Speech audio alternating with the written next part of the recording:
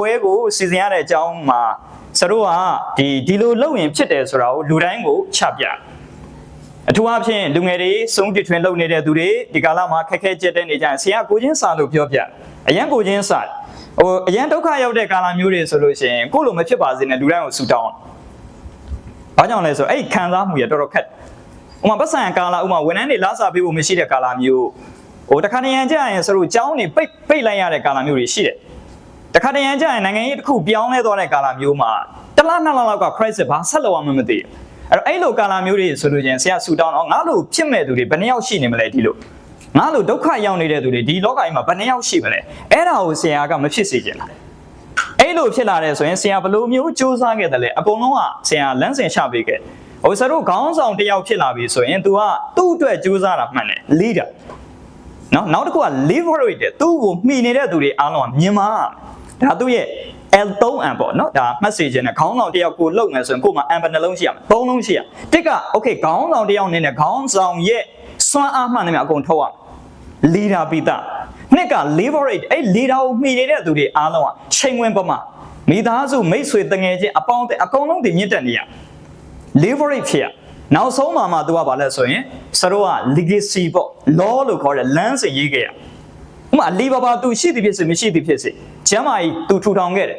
तू အခုကာလမှာစတို့နိုင်ငံရေးခက်ခဲတွေကြောင့် crisis ကြောင့် तू ပြင်းနေတဲ့ခဏရောက်မလားမသိဘူးမတွေ့တာကြာပြီပေါ့နော်ဒါပေမဲ့ anyway လီဘာဘာဘယ်လိုလုပ်ခဲ့တယ်လဲလမ်းစဉ်တွေအများကြီးပေးခဲ့အဲ့တော့ခေါင်းဆောင်တယောက်လုပ်ပြီဆိုရင်အဲ့ဒီလိုစူးစမ်းဖို့ဆရာအနေနဲ့ဥစွာအားပေးအဲ့တော့ဒီနေ့ဆရာရဲ့အဓိကမျှဝေချက်မှာဆရာကခေါင်းဆောင်တယောက်ကိုရန်တမှုထားတယ်အဲ့ဒီခေါင်းဆောင်တယောက်ပေါ်လာရင်နောက်ွယ်မှာဝန်ထမ်း100လောက်ကိုထမင်းမချွေးနိုင်ဘူးလား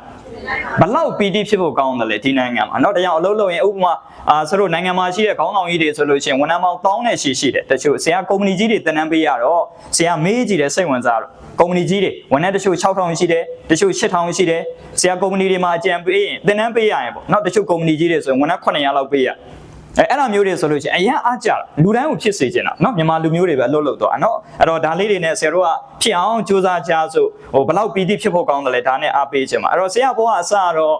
့ယူရှင်းပါတယ်ဆရာအများတိုင်းယူသားသားအရင်တိုင်းပဲနေပါတယ်နော်ဒါဒီနေ့တောင်ဆရာကကိုင်းလေးဆရာကောင်းင်းဆိုလို့ပဲဆရာတို့လည်းဟောပြောနေပြီးတာပဲဆိုပြီးတော့ကိုင်းလေးတွေကတစ်ထည်နှစ်ထည်လောက်တော့ရှိတာပေါ့နော်အဲ့ဒါနဲ့ဆရာကတဲ့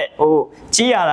ာမဖြစ်လို့ဆိုပြီးတော့နေ့ကအဲ့ဒါပွဲတက်ဖို့ဆိုပြီးတော့ဒါလေးကတော့ဝစ်ပေးလာတာနော်ဆရာတစ်ထည်လေးဘာမှမဖြစ်ဘူးဝစ်တယ်နော်မန္တလေးသွားလဲဒီလိုပဲရန်ကုန်သွားဥစဉ်ဖြိုးပိုင်ဘယ်သူလဲသိနေတာဘာမှအထွေထူးပြနေစရာမလိုဆရာတို့အခုဒီနေ့လာတယ်ဆိုတာကဲမေးကြည့်ပါနော်ဆရာရုပ်ကိုလာပြီးတော့လေ့လာတာလားဉာဏ်ကိုလာလေ့လာ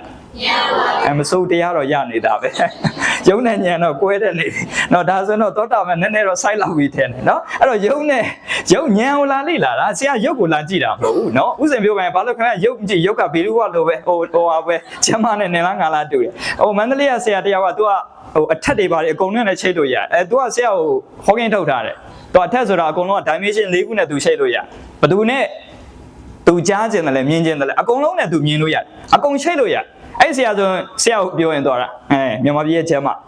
သူဘာကြောင့်ဟောလဲတော့မသိဘူးပေါ့နော်ဆိုလို့ကျင်တာအဲ့သူဆိုရင်အကုန်ချိတ်လို့ရโอเคအဲ့တော့အဓိကရုပ်ကတော့ကျမ်းမာနဲ့နင်လားငါလားပဲဒါပေမဲ့အဓိကဘာကိုကြည့်ပါညံအဓိကဆရာဒီနေ့ပေးချင်တာပါလေညံအဲ့တော့ business ကညံဘယ်တော့ business ကညံအဲ့တော့ဆရာစားခဲ့တော့slat တဲ့စာတော့ဆရာပတ်စံမရှိတော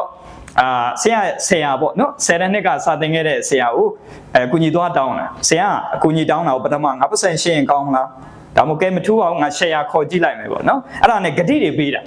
ဆရာဆရာတို့ရှိမှာပတ်စံတွေကဘာမှထားတာကိုသိတယ်လေသိတော့အဲ့တော့ဆရာ share လေး300လောက်ထည့်ပေးပါလားကျွန်တော်ဂတိပေးတယ်ဆရာဘယ်နဲ့စမြက်ပြီးရင်ဆရာဘန်တိုးပါကျွန်တော်ပေးမယ်ဆရာကောင်းရင်ဆိုအဲ့တော့တော်တော်ကိုတော်တဲ့ business နော်အဲ့တော့တချို့လဲလုပ်ငန်းရှင်တွေကဆရာအကြံဉာဏ်ကိုယူကြရတယ်ပေါ့နော်အခုချိန်မှာတော့ဒါပေမဲ့အဲ့တော့ဆရာကလေဖြစ်ချင်တဲ့ passion ဆရာဘန်တိုးလဲကျွန်တော်ပေးမယ်ဆရာမြက်အောင်လဲဘယ်လောက်လုပ်ပေးမယ်အဲ့တော့ဆရာအဲ့တော့3နှစ်အတွင်းမှာဆရာကို900ထိရောင်းပေးနိုင်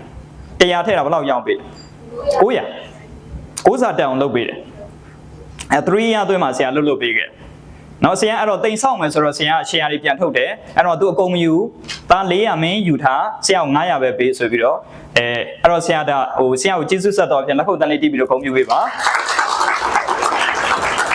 ဒါဆရာဘွားရဲ့ share အောင်မြင်မှုသမိုင်းပေါ့နော်ဆရာကကိုအောင်မြင်ခဲ့တာကို PT ဖြစ်တယ်ဆိုတာတဲ့ကိုဆရာသမားတယောက်ကယုံကြည်မှုကိုပြန်ပေးခဲ့နိုင်တာကိုအရင် PT ဖြစ်တယ်အဲ့ဒါကိုဘယ်တော့မှမမေ့ဘူးအများတိုင်းဆရာတို့ကဒါကိုဖြစ်စေခြင်းအခုလဲဆရာအဲ့သိန်းတရားကိုအများတိုင်းကြော့ထားအဲ့သိန်းတရားလုံးဝမထုံနဲ့နှစ်တိုင်းအဲ့တရားဒီအများတိုင်းရှိရဒါဒီလုပ်ငန်းကို foundation လုပ်ပေးခဲ့တယ်ပထမဆုံးပါလေမျိုးစေ့ပဲโอเคနော်အဲ့တော့ဆရာတို့ကဂျေဇုတရားဒီအရင်ကြည့်မြတ်မိဘတွေအတွက်တော့၎င်းဆရာသမားတွေအတွက်တော့၎င်းလို့တကယ်ပြောတာကြီးကိုကြည့်လောကမှာအောင်မြင်တဲ့သူအားလုံးကတကယ်ကိုဂျေဇုတယ်အလီဘာဘာကိုဆရာသူတေသနာပြုကြည့်တယ်ကျမ်းမာကြီးကတော်တော်ဒုက္ခရောက်၃နှစ်ကသူ0လေ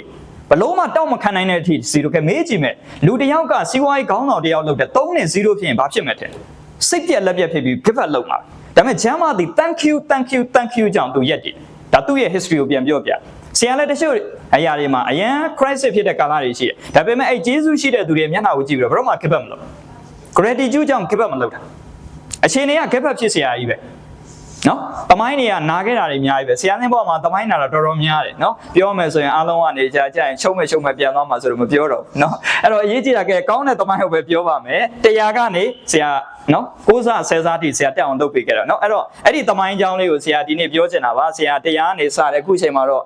သိမ်းပေါင်းခုနဆရာခုမောင်ထွေးတို့ BOD တွေကတော့ကြီးညာပြီးပါပြီဒါတော့ BOD ဒီပြုတ်ချင်းနဲ့ကြီးညာတာပါဆရာသင်ပြောတယ်ဖြစ်မှာဆိုလို့ပါနော် BOD တွေကတော့ပို့ပြီးတော့မြင်ပါတယ်နော်အဲ့တော့ဆရာတို့ကတော့အခုကသိမ်းပေါင်းနှစ်က3000ဆိုတော့ဒီနေ့4000နဲ့ဆရာတို့အပြင်သွားပါနော်โอเคအဲ့တော့ဒီလိုစခဲ့တဲ့ခရီးမှာဆရာအားလုံးကိုလူငယ်တွေပေါ့နော်လူငယ်ဆုံးတီထွင်သမားတွေကိုပြောချင်တာကဆရာတို့ကဘာဒီပေါ့နော်မြန်မာနိုင်ငံမှာဗုဒ္ဓဘာသာနိုင်ငံဖြစ်တဲ့အတွက်ဒီဗုဒ္ဓရဲ့ constitutional management ဆိုတာရှိတယ်ဆရာခဏဟောတယ်မနက်ကတော့မှထပ်ခါပြန်နားထောင်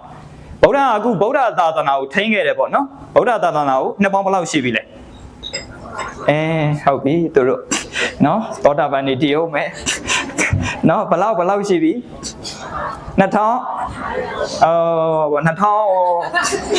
ဇာကောင်းဆိုရင်သူတို့မေဟုတ်တယ်သူကနော်သူမမေးကန်ကုန်သိတယ်မေးရင်မသိတော့ဘူးတဲ့တော်အဲ့ဒါပညာရှိရဲ့ definition အကုန်သိတယ်ဘယ်တော့လဲမမေးခင်တယ်မေးတဲ့ချိန်ဆိုရင်တော့သူနည်းနည်းသိမသိဘူးအဲ့တော့ဆရာတို့ဗုဒ္ဓ2600လောက်ရှိပါတယ်နော်အဲ့တော့ဟုတ်ပြီဗုဒ္ဓဒီ constitution management ဘယ်လိုလုပ်ကြလဲစိတ်ဝင်စားစေအဲ့တော့ share အောင်ဆရာမေးပြ share အောင်ဘယ်သူတီထွင်လဲလို့ပြောမယ်ဘယ်သူတီထွင်လဲဗုဒ္ဓဘယ်သူတီထွင်ခဲ့တာဗုဒ္ဓ okay for example ဒါကဆိုပါတော့တရားရည်တာတစ်ခုထားဓမ္မယုံကြီးတစ်ခုဒီဓမ္မယုံအကြီးကိုတည်ဆောက်မာတည်တဲ့သူပေါ့ဆရာကောင်းရင်ဆိုတာမာတည်မယ်ပေါ့ဥပမာသိန်း100ပေါ့နော်ဥပုကလည်းဥပုကုမ္ပဏီကလည်းသိန်း100မာတည်မယ်ပေါ့ကျန်တဲ့သူတွေအားလုံးက10သိန်းနဲ့ထက်လို့မရဘူးလား share management ဘုရားစတင်တယ် That's right agree or not နော်အဲ့တော့ဗုဒ္ဓဂျေဇုဆက်တော်အဖြစ်ကိုယ်ဆိုအမြတ်လုပ်နေပြီ share အောင်မလုပ်ရှင်ဘူးဆိုရင်တော်တော်ကိုမိုင်မဲတယ်ဆရာကိုအဲ့လိုခံယူတယ်ငါသည်ဗုဒ္ဓရဲ့နော်ဗုဒ္ဓရဲ့တောင်းဝင်ယုံကြည်တဲ့ပုံကိုယ်တွေဖြစ်ဗုဒ္ဓသည်ကုဆိုအမြတ်ကောင်းရင်မျှဝေပေးရကောင်းတာမှန်တယ်မြောက်မျှစွာလောက်အောင်မျှပြီးတော့လောက်ခဲ့ရဆိုရင်ငါ share လုပ်ငန်းကိုတလုံးလောက်အောင်ဒါဆရာရဲ့ကြွေးကြော်တန်ဋိဌာန်ဒီရေမြေလင်းတွေကိုဆရာပြောရတယ်နော်ဒါသစ္စာတရားအဲ့တော့ share သည်ဗုဒ္ဓတို့ကိုယ်တိုင် management လုပ်ခဲ့တယ်ဟုတ်ကဲ့ကျောင်းတော်ကြီးတစ်ခုတည်ဆောက်မယ်ရတယ်မဒီမလားသိန်း100ပဲမှာဒီကျန်တဲ့လိုအပ်တဲ့ငွေသိန်း1000လောက်ကိုရတယ်10သိန်းထဲမလား3သိန်းထဲမလား1000ထဲမလားအကုန်စုလိုက်အများပိုင်ဖြစ်ဘာပိုင်လဲအများပိုင် management အဲ့ဒါဗုဒ္ဓ management ဆရာအဲ့တော့အဲ့မှာအများကြီးပြန်လေ့လာအဲ့ဒါလေဘာသာတရားရဲ့ဂျေဇုပေါ့နော်အားလုံးကဘာသာတရားရဲ့ဂျေဇုဆိုတော့အဲ့တော့ဒီကလူတွေအားလုံးကလည်းမြင်တဲ့အတိုင်းပဲနော်အကုန်လုံးကလည်းပဲဟဲ့တရားမလုံးနဲ့တရားတစ်ခါတရားကြိုင်လောဘဒေါသတွေရော့ကုန်မဲ့မဟုတ်ဘူးလောဘဒေါသရှိလို့ကိုမချမ်းသာအခုဆရာသိကိုကြည့်လောဘရှိလားမရှိဘူးလားရှိပါတယ်မရှိပါဘူးတချို့နော်တချို့ကလည်းပြောချင်မှာပေါ့နည်းနည်းတော့ကြံသေးတယ်ဒါပေမဲ့ရာခိုင်နှုန်းတော်တော်များများမရှိတော့လောဘရှိတဲ့အချိန်တော့ဆရာရိုးသားပြောမယ်ရှိတော့ရှိတယ်အရင်ပူလောက်ပြီးရင်ကုံသွားတယ်ပြန်ပြီးတော့ဆရာသိမ်းပေါင်းတောင်းတဲ့ရှိပြန်ကုံဘူးတယ်အဲ့ဒါဘာကြောင့်လဲဆိုတော့လောဘများလို့အခုနောက်ပိုင်းကျတော့နည်းနည်းတီလာတယ်လို့ပဲအရင်ရှာစရာမလိုသူ့ဟာနဲ့သူနည်းနည်းလေးစိတ်ကတားလိုက်တာနဲ့ရောက်လာတကယ်ပြောတာအမတချို့ဆိုရင်ဆရာငါဘာလို့လဲငါဘာလို့ပြောင်းလဲခြင်းနဲ့ဘာတစ်ခုလုပ်ခြင်းနဲ့ဆိုရင်အဲ့နည်းနည်းတားလိုက်ရောက်အဲ့ဒါဘာဆိုလောဘဒေါသမောဟအရင်နဲ့တကယ်ပြောတာရအဲ့တော့ကြုံရတဲ့သူရှင်လက်လိထောက်အဲ့လူတွေအားလုံးလောဘဒေါသမောဟတကယ်ဝင်နေလို့ နော်အဲ့လူတွေတကယ်ပြောတယ်အဲ့ဒါကဆိုတော့ဒါဆိုတော့လောကနေရမှာဖြစ်ပါတယ်အဲ့ဒီအချိန်မှာငါခက်လို့တော့မရဘူးနော်ဆိုလို့ကျွန်တော်ဟုတ်ပြီအဲ့တော့ဆရာအဲ့မှာဘာသွားသူတေသနာပြုလဲဆိုရင်နှစ်ပေါင်းများစွာဗုဒ္ဓ management နဲ့ဘယ်လိုလုပ်ခဲ့တယ်လဲတချို့အတွေ့အကြုံတွေပြန်လေ့လာတဲ့အဲ့တော့ဆရာတော့ရိုးရှင်းတယ်ဆရာဘောကတမိုင်းကျောင်းမှာလဲဒါနဲ့ပဲ management လုပ်ချင်တယ်အဲ့တော့အတွေ့အကြုံလေးပြောပြမယ်ဟုတ်ပြီလူမှာအရေးကြီးဆုံးညာဗုဒ္ဓရှိရ management နံပါတ်1တရားနေစဒါဆရာဘာသာရေးကိုပြောတာမဟုတ် management ကိုအတွေ့အကြုံယူဖို့ပြောပြဒီလောက်2600ကို management လုပ်ဘယ်ကုမ္ပဏီကြီးရမှာအဲ့လောက်ကြီး management မလုပ်နိုင်သေးဘူးဒါပေမဲ့ဒီ constitution management ကိုပြန်ယူသုံးရင်မရဘူးလားမရဘူးလားရတယ်လေဒါကိုစတော့ပြန်ယူရမယ်တစ် experience အတွေ့အကြုံတွေကိုပြန်ယူဟုတ်တယ်နော်ဆိုလို့ကျင်တာအတွေ့အကြုံတွေမှန်သမျှအကုန်လုံးပြန်ယူလို့မရဘူးလားယူလို့ရအဲ့ဒါကိုစတော့တုတ်တန် management လို့ခေါ်တယ်တုတ်တန်ဗာလဲတုတ်တန်အတွေ့အကြုံတွေဘယ်ဘဝမှာဘယ်ဘဝတော့ဘယ်လို management လုပ်တာဘာဖြစ်တယ်ဘယ်အချိန်တွေမှာဘယ်လို management လုပ်တယ်အဲ့ဒါအားလုံးက experience အကုန်ပြန်ယူလို့ရဟုတ်တယ်နော်အကုန်ပြန်ယူလို့ရအခုစတော့အဲ့လိုပဲစီးပွားရေးမှာလည်းအဲ့လိုအတွေ့အကြုံတွေပြန်ယူလို့မရဘူးလားအကုန်ရဥပမာအလီဘာဘာအတွေ့အကြုံဆရာပြန်ယူထားတာဒါယူသားဝန်ခံအလီဘာဘာဒီလဲ share နဲ့ဟို publicity တက်သွားတာနော်ဟို list တက်ထိသိမ်းပေါင်းသိန်းနဲ့ရှိအောင်မြင်သွားတာအဲ့ဒီအတွေ့အကြုံတွေကိုပဲဆရာတို့ကစီးပွားရေးမှာလည်းပြန်သုံးချလို့ရဒီ 3E ဒီတကယ်ကို constitutional management နှစ်ပေါင်းများစွာထောင်နဲ့ရှိ management လုပ်လို့ရအဲ့ဒီသုံးတော့အရန်ကောင်းတစ်ကတကြောင်ဘာကိုပြန်ယူပါအတွေ့အကြုံပြန်ယူပါနှစ်ကအရေးကြီးတယ်educate အဲ့တော့လမ်းစဉ်ဖြစ်ဖို့ဒါကြောင့်ဘိဓမ္မာဗုဒ္ဓမှန်တဲ့အတွေ့အကြုံတွေတုတ်တန်တွေ management တွေဟောတယ်အတွေ့အကြုံတွေရဟောတယ်ဒါပေမဲ့အဘိဓမ္မာဆိုပြီးတော့ကျင့်စဉ်တွေကိုလည်းဟောဘလို့ကျင့်ရင်ဘယ်ရောက်မလဲဘယ် level ရောက်ရင်ဘယ်ထက်ကျင့်အဆင့်ဆင့်တွေရှိတယ်လေဒါကြောင့်စီးပွားရေးမှာလည်း level တွေမရှိဘူးလားရှိပါတယ်ရိုးရိုး company level group of company level ပြီးရင် public company ပြီးရင် listed company level တွေရှိတယ်ကျင့်ပေါ့ဟုတ်ပြီနော်ဒါဒီဆိုတော့လမ်းပြမြေပုံကြီးတွေရှိတာလေ့လာသင်ယူစေရပဲဒါကြောင့် company လေးတွေတိတိလေးတွေထောင်အိမ်မက်စငါ company လုပ်ပြီးဆိုရဲစရေးဆွဲရမှာဘယ်အထိ public ထိတက်သိမ်းပေါင်းသိန်းနဲ့ရှိတက်အဲ့လိုမျိုးဆိုတော့အပြင်စမ်းတာဒါအတွေ့အကြုံကောင်းပြီးနောက်ဆုံးအရေးကြီးဆုံးညာမှာအသက်โอเคအဲ့တော့ဘာသာတရားမှာဗာနဲ့ပြန်ထိန်တယ်ဝိနည်းသိက္ခာနဲ့ပြန်ထိန်တယ်ဟုတ်တယ်နော်ဆိုတော့ကျန်တာကတုတ်တန်ရှိတယ်အဘိဓမ္မာရှိတယ်အဲ့ဒါတွေကိုဗာနဲ့ထိန်ထားတယ်ဝိနည်းဆိုပြီးတော့ဗုဒ္ဓအကုန်လုံးနဲ့ထိန်ထားတယ်ထိန်ထားအဲ့လိုပဲဆိုတော့ကုမ္ပဏီတွေမှာဗာနဲ့ထိန်ရမလဲ policy တွေရှိရကျင့်ဝတ်သိက္ခာတွေနဲ့ညီအောင်လုပ်ရဒါမှဆိုတော့ဒီစီးပွားရေးရေရှည်ခိုင်မြဲမှာဟုတ်ပြီနော်အဲ့တော့ဒီ management ပညာရက်ကိုဒါဆရာ share management ပညာလို့ခေါ်တယ်ဗုဒ္ဓရဲ့ management မှာ share management ကိုဗုဒ္ဓတို့အများကြီးဒါလက်တွေလဲသာသနာပြုတဲ့ခီးမှာဒါနဲ့ပဲ management လုပ်ခဲ့အဲ့တော့အခုကဆိုတော့အိမ်မက်တစ်ခုကိုအဲ့လို share လုပ်ရင်ကိုအကုန်ပြီးတယ်မပြီးဘူးလားအခုလူငယ်စီးပွားရေးခေါင်းဆောင်တွေနော်ကိုလှုပ်ရှင်တဲ့ရည်မှန်းချက်တစ်ခုက3000ဆိုပါဘယ်လောက်အဲ့သိန်းပေါင်း1000ကိုခုနက share management လုပ်ရင်မပြီးဘူးလားလွယ်လေအခုဆရာသိန်းပေါင်း1000နဲ့ရှိဖြစ်တယ်လွယ်မှာပေါ့ဒီမှာ BOD တွေကနေတယောက်တချို့900 1000ထက်ရန်ကုန်မန္တလေးဆိုရင်10ဦးကျော်လောက်ရှိတယ်BOD အကြီးတွေ900 1000နေဟိုမှာ300 900တွေအများကြီးပဲရောက်20လောက်ရှိအားလုံးပေါင်းလိုက်တော့ဆရာသင်ကပြီးသွားတယ်အဲ့ဒါ share management ကိုဆရာ management လုပ်လိုက်ကိုဘာမှမရှိဘူးဆရာပြောတယ်ဆရာဘောကစဘယ်လောက်တရားဆရာသမားကျေးဇူးနဲ့တရားနဲ့စတယ်ဒါယုံကြည်မှု trust အဲ့မှာဒီနေ့ပြောချင်တာ cash ကအဓိကမဟုတ် trust ကအဓိကမှတ်တော့ဗါလဲ cash နဲ့ trust မှာ trust ကအဓိက cash ကိုအဓိကမလိုက်ဒီ cash တွေရှိပြီဘာမှလုပ်လို့မရတာတွေအများကြီးပဲ trust ကအဓိကအဲ့ trust ကို cash ထက်ဒီစအဲ့ဒါစီးပွားရေးသမားတို့ရဲ့လုံးဝအခရာဖြစ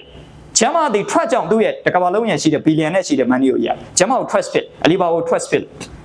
cash အားလုံးဒီ trust နောက်ကိုပဲလိုက်เนาะဒါကြောင့်အဲ့လိုမျိုးကျင့်ဝတ်သိက္ခာလေးနဲ့အညီ management လုပ်တယ်ဆိုရင်အားလုံးအောင်မြင်ပါเนาะဒါလေးနဲ့ဆရာဥစွာလေးအားပေးခြင်းတယ်ကဲဟုတ်ပြီအဲ့တော့ဒီနေ့အားလုံးပြောခြင်းတယ်ချမ်းသာခြင်းလည်းလေးထောင်ချမ်းသာရေး formula ပေးလိုက်ချမ်းသာတယ်ဆိုတာလူတွေကခုနဆိုလို့ပြောလို့ပေါ့เนาะတချို့ကပြောတယ်ပေါ့เนาะချမ်းသာတယ်ဆိုတာစကားလုံးမတူเนาะဝယ်သည်အခုဆရာပြောမှာပါလေဝယ်သည်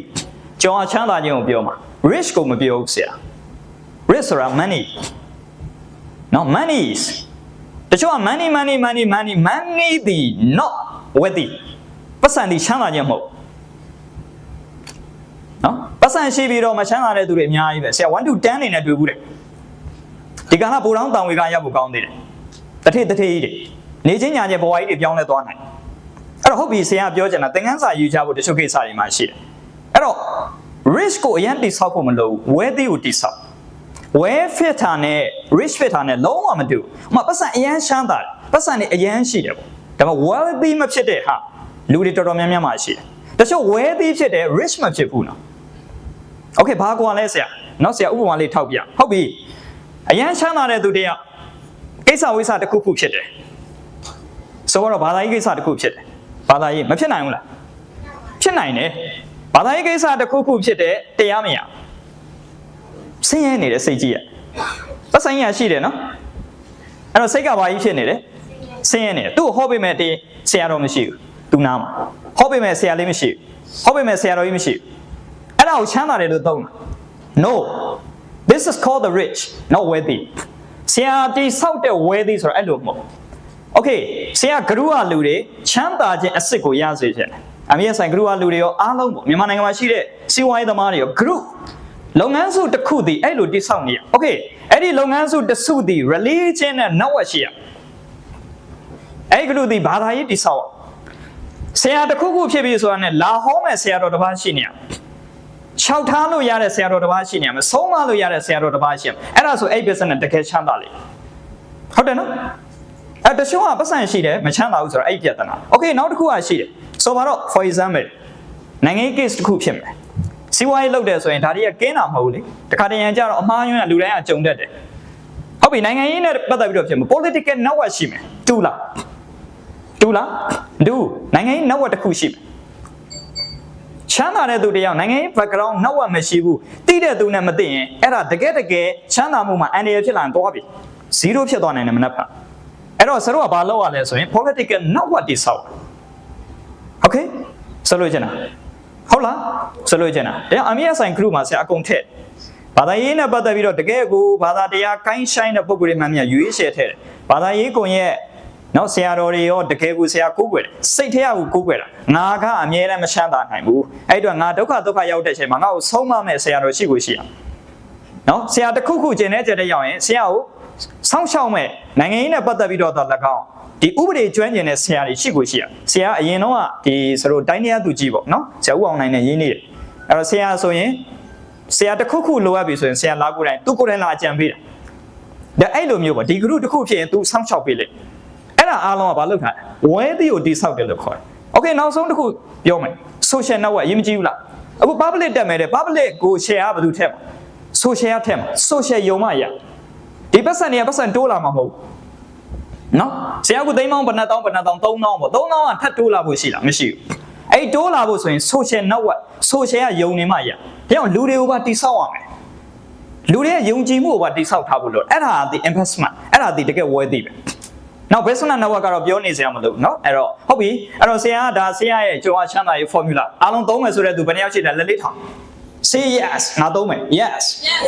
ကိုသုံးမယ်เนาะဆိုလို့ကျန်အဲ့တော့ခရီးပေးတော့ဘာကြောင့်လဲဆိုတော့ဒီဒါကိုထွေးရခဲ့တဲ့သင်ခန်းစာကိုပြောပြတကယ်ဆိုတော့ပတ်စံနေရှိပြီးတော့အစင်မပြေတဲ့သူတွေအများကြီးတွေ့ရလို့တခါတရံကြရင်ဂျင်းနဲ့ကြတဲ့ဆရုပ်ကိုယ်တိုင်နဲ့အများကြီးရောက်တဲ့အခါမှာကျရင်အဲ့လို network မတိဆောက်ထိုင်ဒုက္ခရောက်တော့တာเนาะအဲ့တော့ဆရာကဒီစီးပွားရေးကြံပေးလောက်ရတော့ဥက္ကဋ္ဌတွေနဲ့တွေ့ရတယ်တချို့ MD တွေပေါ့เนาะတထေးတွေနဲ့တွေ့ရတော့တချို့ကြီးပိုင်းနေနဲ့လဲဆလို့ဒါနည်းနည်းနာမည်ကြီးတွေပေါ့เนาะ celebrity တွေကိုလည်းဆရာကြံပေးရတာရှိတယ်အဆိုတော်တွေတချို့အမှုပညာရှင်တွေလည်းပါပါတယ်เนาะဟုတ်ပြီအဲ့တော့ဆရာအတွေ့အကြုံရဒီကြိုက်တဲ့လောက်ပြဿနာဖြစ်အဲ့ပြဿနာကိုဖြေရှင်းနိုင်တဲ့ပြည်သုံးတွေရှိတယ်ဒါအားလုံးယူသွားစေခြင်းနဲ့ဒီနေ့ဘာမှမရဘူးဆိုလို့ရှိရင်တော့ပြည်သုံးပြီးယူသွားညရောက်ရင်တော့ 8P ပေါ့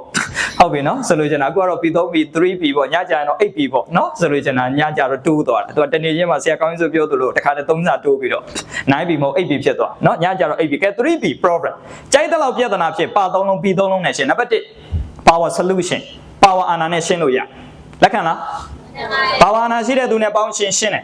တယ်1 power အာဏာရှိတဲ့သူတိဆောက်နော်ဆိုလို့ကျန်တာအဲ့ဒါ1လောက်ကိုလောရမယ့်ကိစ္စလေဘာလဲလောက်ရတာပဲကျမ်းမာလဲပေါင်းရတာပဲပေါင်းခြင်းပေါင်းအဲ့ဒါဘာလဲဆိုရင်အာနာပါဝါတိဆောက်ပြီးတော့ဖြည့်ရှင်းရတဲ့ကိစ္စတွေရှိတယ်1နံပါတ်2 property solution ပစ္စည်းအပေးယူလုပ်ပြီးတော့ရှင်းရပြဿနာတစ်ခုဖြစ်လာပြီဆိုရင်ဝန်ထမ်းကိစ္စဖြစ်share ရှင်ကိစ္စဖြစ်ကုမ္ပဏီကိစ္စဖြစ်လောကကိစ္စဖြစ်ပစ္စည်းနဲ့အပေးယူလုပ်ရှင်းရ Okay မိသားစုကိစ္စဖြစ်အကုန်လုံးပစ္စည်းအပေးယူလုပ်ပြီးတော့ရှင်းအဲ့တော့ property နဲ့ solution လုပ်ရမယ်ပစ္စည်းဥစ္စာနဲ့အပေးယူလုပ်ရရှင်းမှာနံပါတ်2နံပါတ်3 professional တွေနဲ့ဆွေးနွေးတိုင်ပင်ပြီးတော့မှရှင်းအဲ့ဒါမှရှင်းတာနောက်ရှင်းပြီးချုပ်နေတဲ့ဟာတွေအများကြီးပဲဘာကြောင့်လဲ professional မပါသေးလို့နောက်တစ်ယောက်ဒီမှာပညာရှင်တွေအများကြီးရှိတယ်ခေါ်ဒီမှာအသင်းမှာလဲဆရာတွေမှဂုရုတွေဒီနေ့ဂုရုတယောက်မှမတွေ့ဘူးနောက်အသင်းရလူတွေကိုစင်းဘယ်ရောက်သွားလဲမသိဆရာကိုစကားမပြောကြဘူးထင်တယ်အသင်းရဆရာတွေဘယ်တွေရောက်နေလဲမသိနော်ဆရာတွေမကြွဘူးဒီနေ့ဟုတ်ပြီအဲ့တော့အသင်းမှာလဲဆရာတွေအများကြီးရှိပါတယ်အဲ့တော့ဆရာတွေပညာရှင်တွေအများကြီးနဲ့တိုင်ပင်ဖြည့်ရှင်းလို့မရဘူးလား အဲ့တော့ဘာပဲပြဿနာဖြစ်ဖြစ်ပြီးဘယ်နှပြီ 3B လက်ကဒီလိုထောင်းအောင်မယ် sorry နော် 3B ပြီးဘယ်နှပြီလဲ 3B ရောဒီလိုထောင်းအောင်ねဟုတ်ပြီဟိုအောက်ကချက်ပြရတယ်ဒီလိုထောင်း 3B ပြီးဘယ်နှပြီ 3B ဟုတ်ပြီဒီလိုထောင်းနေနော်နော်အဲ့တော့ 3B ဒီပါလဲဆိုတော့ program power solution power အနာနဲ့ပေါင်းပြီးတော့ရှင်းနှစ် property အပေးယူလုပ်ပြီးတော့ရှင်းနံပါတ်3 professional နဲ့ဆွေးနွေးတိုင်းမှာအဲ့လိုလုပ်တယ်ဆိုရင်အကုန်လုံးစုံသောကိစ္စတွေဒီပြည်လဲတယ်เนาะဒါကြောင့်ဘဝမှာအဲ့တော့ချမ်းသာမှုကိုတည်ဆောက်တဲ့အခါမှာဒါနဲ့စရိုးအဖြစ်လှုပ်ကြဖို့အားပေးတယ်โอเคဒါကတော့ဒီဘဝရေးကြည့်တယ်ဒီဘဝရေးကြည့်တယ်ဆိုတော့ဆရာဒီအောင်မြင်တဲ့သူတွေကိုအားကြတွေ့ယူခြင်းကဖြစ်တဲ့ဆွမ်းရ85%ရှိတယ်လို့ဆိုတယ်ဒါဆရာသူတေသနာပြုဖို့လူတယောက်ကတဲ့အောင်မြင်တဲ့သူတယောက်ကိုအားကြဟာငါသူ့လိုဖြစ်ရှင်လိုက်တာအဲ့ဆွမ်းရဘယ်လောက်ရမယ်ထင်85ကျန်တာမိုးရပါဘာဖြစ်တာနော်မိဘ background ကောင်းတာကျန်တာဟာဘာဖြစ်တယ်အဲ့ဒါအားလုံးက25ထက်မပိုဘူးတဲ့85ဒီတစုံတယောက်ကိုအားကြလို့ဆရာလည်းရိုးသားပြောမယ်ဆိုရင်ကျမရိုးသိအားကြဘဝတူလို့ကျောင်းဆရာရောကျောင်းဆရာသူလည်းကဘာကြီးကိုချင်းနေတယ်ဆရာလည်းနိုင်ငံကြီးကိုချင်းနေတယ်စီဝါရေးလောကကြီးကိုပြောင်းမလိုက်ချင်ရိုးသားပြောတယ်နော်ဘာမှတော့ပြောင်းစရာပါဝါတော့မရှိဘူးတိုးတော်လဲရအောင်တော့ငါပြောင်းကြည့်အောင်မယ်ပေါ့အဲ့တော့ကျမလည်းဒီလိုကဘာကြီးကိုချင်းမလိုက်နော်သူကစီဝါရေးလောကကွန်ရက်ကြီးကိုတန်း900ကိုကွန်ရက်ချိတ်ပေးလိုက်အရင်လေးစားဖို့ကောင်းသူ့ကြောင့်စီဝါရေးတွေအများကြီးတဟုန်လို့တိုးတက်တော့ကဘာလုံးရဲ့စီဝါရေးမှာသူ့ကြောင့်တော်တော်တိုးတက်ဒါကြောင့်ကျမကြီးချမ်းသာတော့ချင်းကြောင်ချမ်းဟုတ်ပြီအဲ့တော့သူဘယ်လိုချင်းခဲ့တယ်လဲအတူယူစရာနော်ဒီ roadmap ကိုရရင်လူငယ်တွေမနှက်ဖန်စပြီးတော့တိမ်မောင်းတောင်းအိမ်မက်မဲ့ရဲ့ဆရာကဒါကိုသိလို့အိမ်မက်မဲ့ရဲ့ကျမဘလောက်ချမ်းသာလဲဘလို့ချမ်းသာလဲဆိုတာတကယ် secret ကဒီကောင်ဒီတပွိုင်းလေးပဲအလေးပါပါချမ်းသာအောင်သူဘလို့လုပ်ခဲ့တယ်လဲတစ်ဟိုမှာကြည့်ဖောင်နာ16ယောက်နဲ့လှုပ်တယ်အဲ့တော့စဖွဲ့ BOD ဘုတ်ဖွဲ့လိုက်တော့နော်ပြန်လာနဲ့ဖွဲ့လို့ရဘယ်လောက်ထဲမလဲတယောက်ကို300ထဲမလား300ထဲမလား900ထဲမလားပေါင်းကြည့်ပေါ့15ယောက်လောက်15ငါးလေးသိန်း9000ကလှုပ်ဆိုင်ကြိုက်တဲ့လုပ်ငန်းအဲ့တော့စတော့ empire တခုတည်ဆောက်တယ်သူပြီးတာနဲ့ဘာလုပ်လဲဆိုအဲ့မှာအရေးကြီးတာရင်းနှီးမြှုပ်နှံမှု capital money ကိုရှာတဲ့နောက်ဆရာတော်ကဆိုရင်တော့ဆရာသမားရှေ့ကသွားပြီးတော့300ပေါ့နောက်ဆယ်တော့ချမ်းသာတဲ့တတိတယောက်နဲ့တွေ့တော့350သူထက်ထက်နောက်ထက်ထက်တာသူ300အထိထက်ထက်အဲ့လိုနဲ့ဆယ်တော့လည်းသူ့လမ်းစဉ်ပဲရှာကြည့်တာဟောကျမ်းမအဲ့လောက်တော့3000 2000ခွဲလောက်တော့တပြိုင်နဲ့ထည့်မဲ့သူမရှိဘူးနောက်ကျမ်းမတော့ကန်ကောင်းလိုက်တာ3000 2000ခွဲထည့်မဲ့သူရှိတယ်ဆော့ဖန်ထည့်ပေးလိုက်3000 2000ခွဲသူရအဲ့မှာသူတခါတည်းလုပ်ငန်းကြီးအကြီးဖြစ်အောင်လုပ်လို့ရအဲ့မှာထပ်ပြီးတော့ဆယ်တော့အဲ့မှာအရေးကြီးတာလှုပ်ဝက်ချက်တစ်ခုပြောပြနော်ဒါတွေကိုဆယ်တော့တကယ်သိရင်ရှမ်းကိုချမ်းသာအဲ့မှာထပ်ပြီးတော့ကျမ်းမကဘာလုပ်လဲဆိုရင်အလီဘာဘာ group ကိုတိဆောက်ဘာကိုတိဆောက် group ကိုတိဆောက်ရမယ်နော်အဲ့မှာပတ်စံနေရတယ်ဘာလုပ်မလဲဆိုရင်ကားလေးဝယ်မယ်အိမ်လေးပြောင်းမယ်ဟာဘာလုပ်မယ်ညာလုပ်မယ်ကုန်ဆရာကဒီငန်းကိုမမွေးပဲနဲ့ရွှေဥကိုဘာလုပ်ချင်စားကျင်တာ business man တွေလီဒါမဖြစ်ဘူးဆိုတာလဲဒါတွေအများကြီးပါဟုတ်ငန်းကိုထပ်မွေးရမယ်လေဘာအောင်မွေးငန်းဟိုမှာငန်းကိုထပ်မွေးတာအလီပေးကိုတိဆောက်တယ်တားပေါင်ကိုတိဆောက်တယ်ဟုတ်ပြီနော်အလီ expert ကိုတိဆောက်တယ်အဲ့လိုနဲ့ group ကိုတိဆောက်လုပ်ငန်းစုကိုတိဆောက်ပြီးတော့ထပ်ပြီးတော့ကဲရောင်းမယ်ဆိုတော့ JV တဲ့ joint venture ရာဟုကို40တော့ထုတ်ရောင်းတာသိန်းပေါင်း3သိန်း investment အဲ့တော့ထပ်ယူဟိုပထမ2000ခွဲရသက်ထပ်ပြီးတော့သိန်းပေါင်း3သိန်း investment ထပ်ယူလိုက်အဲ့ဒါလမ်းစဉ်အဲ့တော့မြန်မာနိုင်ငံမှာလူငယ်တွေကဒီလမ်းစဉ်တွေကိုသိရခါချမ်းသာခြင်းနဲ့ဂျမ်းမလို့ဖြစ်အောင်လုပ်မယ် JV ဘာလဲဆိုတာသိရမယ် MOU ဘာလဲဆိုတာသိရမယ် share ဘာလဲဆိုတာကောင်းကောင်းနားလည်ဟုတ်ပြီနော်အခုအဲ့ဒါကိုစတော့မလေ့လာပဲနဲ့ဆိုတော့အကျိုးကိုလိုချင်တယ်အကြောင်းတရားဘယ်လိုလုပ်တယ်လဲကိုမလေ့လာ secret တိုင်းအပြောင်းပြန်ဖြစ်တယ်အကျိုးဘက်ကများချင်နေတယ်အကြောင်းတရားကိုများမလုပ်ချင်ကျမ်းမဘောပေါ့နှစ်ပေါင်းများဆိုအဲ့လိုလုပ်ခဲ့ဟုတ်ပြီအဲ့တော့40တော့ရာဟုထုတ်ရောင်းနေချိန်မှာသိန်းပေါင်းဘယ်နှသိန်းရ3သိန်း30သိန်းပေါင်း3သိန်း investment လုပ်ပြီအဲ့ဒီလို investment လုပ်ပြီးတော့မှသူ့လုပ်ငန်းကြီးကိုအကြီးဖြစ်အောင်လုပ်အဲ့မှာ10စုနှစ်တွင်ပြောင်းတာ public ပြောင်းတယ်JB လောက်ပြီးဆိုတာနဲ့5နှစ်တွင်းမှာသူ public ပြောင်းတယ် public ပြောင်းပြီးဆိုတာနဲ့သိန်းပေါင်းဘီလီယံနဲ့ရှိတက်သွားတယ်သိန်းပေါင်း3သိန်းရနေပြီးတော့သိန်းပေါင်းဆိုတော့9သိန်းလောက်ဖြစ်မယ်10သိန်းလောက်ဖြစ်မယ်အဲ့လိုနဲ့ first IPO ခုနဆက်ကောင်းဆိုပြောတဲ့ဟာကြီးလာပြီနော်အဲ့မှာဆိုတော့ public ပြောင်းပြီးတာနဲ့ listed လောက်ရ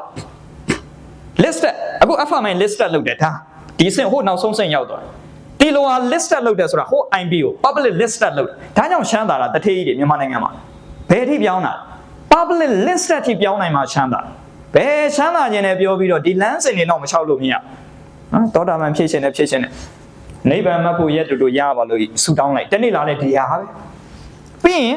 တောတာပန်အကျင့်မကျင့်ဘူးယဟန္တာအကျင့်မကျင့်ဝိပဿနာဆိုတာဘာလဲမလေ့လာပဲနဲ့တော့ဘယ်ရမလဲသူလမ်းစဉ်အဆင့်ဆင့်သွားเนาะဒါကြောင့်ဆရာတို့က public ကိုပြောင်းပြီးတော့မှဗာ listed တက်အဲ့ဒီတက်တဲ့အချိန်မှာ first IPO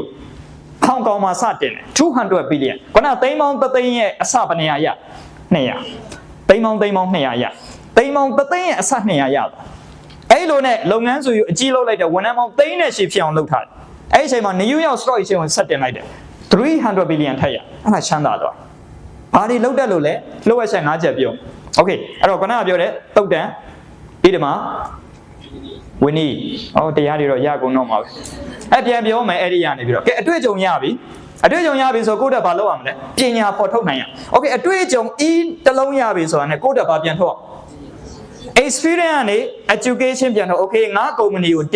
GB လုပ်မယ်ငါကုမ္ပဏီကို share capital တိစောက်မယ်ငါကုမ္ပဏီကိုဘယ်တော့ public ပြောင်းမယ်ငါဘယ်တော့ listed လုပ်မယ် business plan တစ်ခါတည်းဆွဲရအတွေ့အကြုံကနေပညာပြန်ယူတာလေဟာအတွေ့အကြုံကောင်းလိုက်တာစာအုပ်ထဲမှာလုံးနဲ့အခုပြန်တန်းအဲ့လိုလုံးမဲ့သူဘယ်နှယောက်ရှိတယ်လက်ထောင်းကလေးပေးနောက်10နှစ်အတွက်ကိုမလုံးနိုင်ကိုကုမ္ပဏီကိုအဲ့လိုပြောင်းကိုလုံးနေတဲ့ကုမ္ပဏီကိုအဲ့လိုပြောင်းခိုင်းနော်မပြောင်းလဲခြင်းလို့ဆိုရင်နောက်က follow လိုက်ရှင်တော့ဆရာနောက်ကလာလိုက်နားအေးတယ်အဲ့ဒါဘာမှစွန်းစားစရာလည်းမလိုအေးနေတာပဲအေးစေးအိမ်မှာနေပြီးတော့နော်အဲ့တော့ဆရာတို့အဲ့လိုပြောင်းလို့မရဘူးလားသူလမ်းစဉ်ပဲဆရာတို့ကနော်ဆရာစကားလုံးတစ်လုံးအများနဲ့ပြောတယ်အကျင့်တူရင်အဆင့်တူတယ်တဲ့ဗါလဲအကျင့်တူရင်အဆင့်တူတယ်ကျင့်တူအောင်လားကျင့်အဆင့်တူလားလိမ့်အကျင့်တူရင်အဆင့်တူတယ်ကျင့်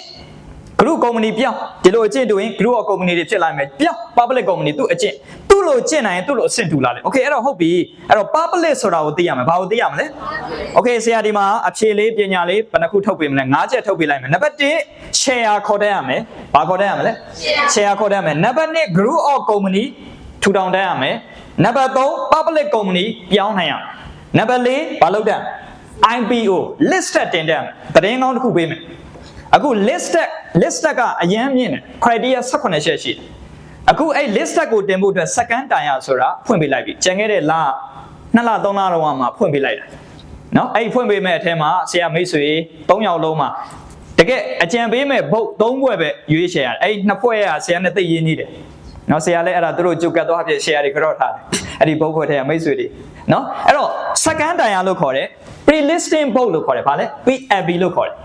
်ဒီ public ကိုမတက်ခင် site ကြားမှာလုပ်လို့ရတဲ့ company တွေအများကြီးရှိပြီသတင်းကောင်းပဲเนาะအဲ့ဒါမသိသေးဘူးဆိုလို့ရှိရင်ရကုန် stock exchange ကိုမေးကြည့်လိုက်အဲ့ဒါသတင်းကောင်း okay အဲ့တော့ဒါလေးနဲ့ဆရာအနေနဲ့ဥစွာလေးပြောချင်တယ်ခဲ့တော့ဟုတ်ပြီဒါဆိုရင်အားလုံးကဘာကြောင့်မချမ်းသာလဲအဖြေပေးမယ်လူတိုင်းတချို့ကပြောတယ်ကိုယ့်ရဲ့ငွေကြေးဘာကြောင့်မတိုးတက်တယ်လဲခုနဆရာကောင်းဆိုလဲတွက်ပြပြီးပြီအဲ့တော့ဖြစ်နေတဲ့ပြဿနာက investment မလုပ်တတ်လို့ဗါလဲ investment မလုပ်လောက်တယ်ဘယ်မှာရောက်နေလဲဆို okay ခုနဆရာတို့အိမ်မက်မက်ကြည့်တာပေါ့နော်ဩငါသာဆရာပေးလိုက်တဲ့ငါဆရာသမားပေးလိုက်တဲ့သိန်း100ကိုဘယ်ထဲကိုထည့်ထားလိုက်ရင်ဘယ်နဲ့ကိုထည့်ထားလိုက်ရင်ဥစဉ်မျိုးပိုင်းဘယ်ဘဝရောက်နေမလဲမြင်ကြည့်ပေါ့နော်ကျန်ခဲ့တဲ့10နှစ်ပေါ့နော်9နှစ်ပေါ့9နှစ်ရှိပြီခုဆိုတော့အမြင့်ရဆက်ငါ9နှစ်တုန်းကသာငါပတ်စံသိန်း100ကိုငါဘယ်နဲ့ကိုသာထည့်ခဲ့လိုက်မယ်ဆိုရင်9နှစ်မြောက်ကြည့်လိုက်တယ်ငါ9နှစ်ဆိုတော့တစ်နှစ်ကိုဘယ်လောက်10နော်100ရဲ့10ဆို9သိန်း10သိန်းဆိုတော့10သိန်း10သိန်း10သိန်း9နှစ်လုံးမှာသိန်း90ဘယ်လောက်ငါတော်တော်ရှမ်းသာနေပြီသိန်း90နော်ဝန်ထမ်းတွေလာစားပေးဖို့ပါဖို့ ਨੇ အဲ့ဒါ investment you is wrong investment not risk စွမ်းမှုမယူ that's right you never rich ဘယ်တော့မှမချမ်းသာ because you are wrong investment okay for example ကားဝယ်မယ်ဝယ်လိုက်ပြီးဥစဉ်မျိုးအဲ့တော့ကားတစ်စီးဝယ်လိုက်တော့ဝယ်ကားတစ်စီးဘယ်လောက်ရကားတစ်စီးအခုပြန်ရောင်းတယ်ဗောဟာကားစီးတက်1000ပေါ့သူရဘယ်လောက်ရမလဲ1000ပေါ့ဖြစ်မှာလားအခုလို့သိန်းပေါင်း1000ခရုကြီးအဲ့တော့ကွာတယ်ဆိုတော့အဲ့ဒါပဲ okay တချို့ကြတော့ဘာလုပ်လဲအဲ့ဒီမှာဟာ1000လုံးရသွားတယ်ပေါ့ဘာဝယ်လိုက်ပြန်ပြီလေဒီမှာဘေးတင်းတယ်လာပြန်ပြီဘာဝယ်ပြန်ပြီလဲအဆောက်သူနေဖို့တေဖို့ဘာလဲပါတာပေါ့နော်နေဖို့တေဖို့အဲ့မှာသွားဝယ်ပြန်ဒုက္ခပဲဆရာစင်းနဲ့တော့ကုန်တရားတွေရကုန်နောက်ဆရာဟောပြောချက်တွေချို့ကြိုက်တဲ့သူတွေလည်းရှိတယ်မကြိုက်တဲ့သူတွေလည်းနည်းနည်းတော့ရှိတယ်နေပါစေ anyway နောက်ဆရာကတော့အမှန်တရားကိုပြောရမှာပဲတစ္ဆာပြုတာပေါ့ဆရာကမုန်းတာအကြောင်းမဟုတ်ဘူးနောက်50နှစ်ကြာရင်ကုသိုလ်ကောင်းမှုတွေပြန်လုပ်ပေးမယ်အဲ့လူတွေ80ရာအခုချိန်မှာတော့မုန်းမစေဟုတ်ပြီနော်အမှန်တရားကိုပြောရမယ်ဒီတာဝန်တွေရှိတယ်ဒီလိုမလုပ်လို့ဒီပတ်စံတွေကဟိုမရောက်ဒီမရောက်တွေများနေတာနော်ဆရာ investment ကဆရာတို့ကျောင်းမှာထည့်ဖို့မဟုတ်ဘူးကိုယ့်အနေကိုအိမ်မှာကိုယ်ကုမ္ပဏီတွေမြန်မာနိုင်ငံမှာရှိတဲ့စီးပွားရေးတွေမှန်ကန်ကန်တိုးတက်ဖို့ပြောပြတယ်။နောက်ဆရာအနေနဲ့ဆရာကိုယုံတဲ့သူတွေအများကြီး နော်ထဲ့ခြင်းတဲ့သူတွေအများကြီးရှိတယ် public ပြောင်းလိုက်တာနဲ့အများကြီးတနိုင်ငံလုံးအခုလိုလိုက်လို့ရ anyway နော်အခုလဲကြံခဲ့တဲ့3-4လတော့ဆရာလာထည့်တဲ့သူတွေသိမ်းပေါင်းထောင်လောက်ရှိတယ်အများကြီးပဲနော်5-6ရောက်လောက်တိုးတယ် okay ထားတော့အဲ့တော့ဟုတ်ပြီအဲ့တော့တချို့ကစတို့ကအဲ့မှာဟုတ်ပြီပတ်စံထက်တိုးပြီကဲဆိုတော့သိန်း1000ရပြန်ပြီဘယ်လောက်ရအောင်ဆရာသင်ကစူးစမ်းနေသူဘယ်လောက်ရတယ်1000ရပြန်အောင်ရတော့သူဘာမှသွားထက်သွားဝယ်ပြန်ပြီလေအိမ်တလုံးဘေးတင်သိန်း1000နဲ့ဆိုတော့တိုက်ခန်းတစ်ခန်းတော့ရနိုင်ရလားရတယ်ရိုးသားဝင်ခံမယ်ဆရာမတိုက်မရှိဘူးအိမ်မရှိဘူးနော်တိုက်နဲ့အိမ်နဲ့မတူဘူးအရှိဖြစ်အောင် business လုပ်ရအဲ့ဒါအဖြစ်ဒီနိုင်ငံဆင်းရဲတယ်ဆိုတာအကြောင်းရင်းရှိတယ်အဲ့ဒါပဲပတ်စံအလုံးဘယ်ထက်ရောက်နေလဲရာခိုင်နှုန်း90ဆရာပြောရတယ်90ဘယ်ထက်ရောက်ဘန်ဘေးတယ်အိတ်နေတဲ့ငွေသေနေတဲ့ငွေပတ်စံရှိတယ်လို့မပြောအကုန်လုံးသေနေတဲ့အိတ်ငွေတွေအားလုံးအဲ့တော့ဟုတ်ပြီစီးပွားရေးသမားတယောက်ပေါ်အောင်ဆရာတို့အားပေးရမှာဒါတာဝန်ပဲနော်ဆရာတို့စုံထွန်းတဲ့သမားတို့ရဲ့တာဝန်ပဲသမိုင်းပေးတာဝန်ဒီတာဝန်ကိုဆရာတို့ကထမ်းရောက်လူငယ်တွေထဲမှာပတ်စံရလာပြီဆိုရင်မသုံးပါနဲ့ငန်းဒီငန်းကိုမွေးမှဒီရွှေဥကိုဥလို့ရဒီလုပ်ငန်းတွေကိုမွေးမြူဖို့လိုအပ်တယ်ဒါကြောင့် group of company တွေသိမ်းပေါင်းတောင်းတဲ့ရှိတိဆောက်မှာ business တွေဒီခုလိုတိုးတက်တော့ခဏကဆရာတို့ပြောနေပတ်စံဆက်မပေါ်ဘူးလားအဲ့ company ကိုပဲ public ကိုပြောင်းလိုက်တာနဲ့အခုဆရာတို့ဆိုရင် public ပြောင်းပြီဆိုတာနဲ့ဆရာပြောရတယ်အခု share ရှင်တွေပေါ့အရှိမလဲပါပါနောက်ထပ်3ဆတက်လာလိမ့်အခု3000လောက်4000လောက်ရှိတယ် public company ပြောင်းပြီဆိုတာနဲ့သိမ်းပေါင်း3သိန်းဖြစ်ပြီအဲ့ company ကအများပြည်သူရှိကနေသိမ်းပေါင်း4000ထုတ်ရောင်းဝင်ရှိအဲ့တော့ကျန်ပြီးပြီဒီမှာဆရာတို့ကဟုတ်လားဆရာတို့ကျန်အဲ့တော့အဲ့ဒီလိုအဆင့်ဆင့်လုပ်လို့ရတဲ့ဒီ level တွေလမ်းစဉ်တွေရှိပါလဲနဲ့ why ဘာကြောင့်ဆရာတို့နိုင်ငံဆင်းရဲနေတယ်လဲ why ဘာကြောင့်အဖြစ်ရပါလ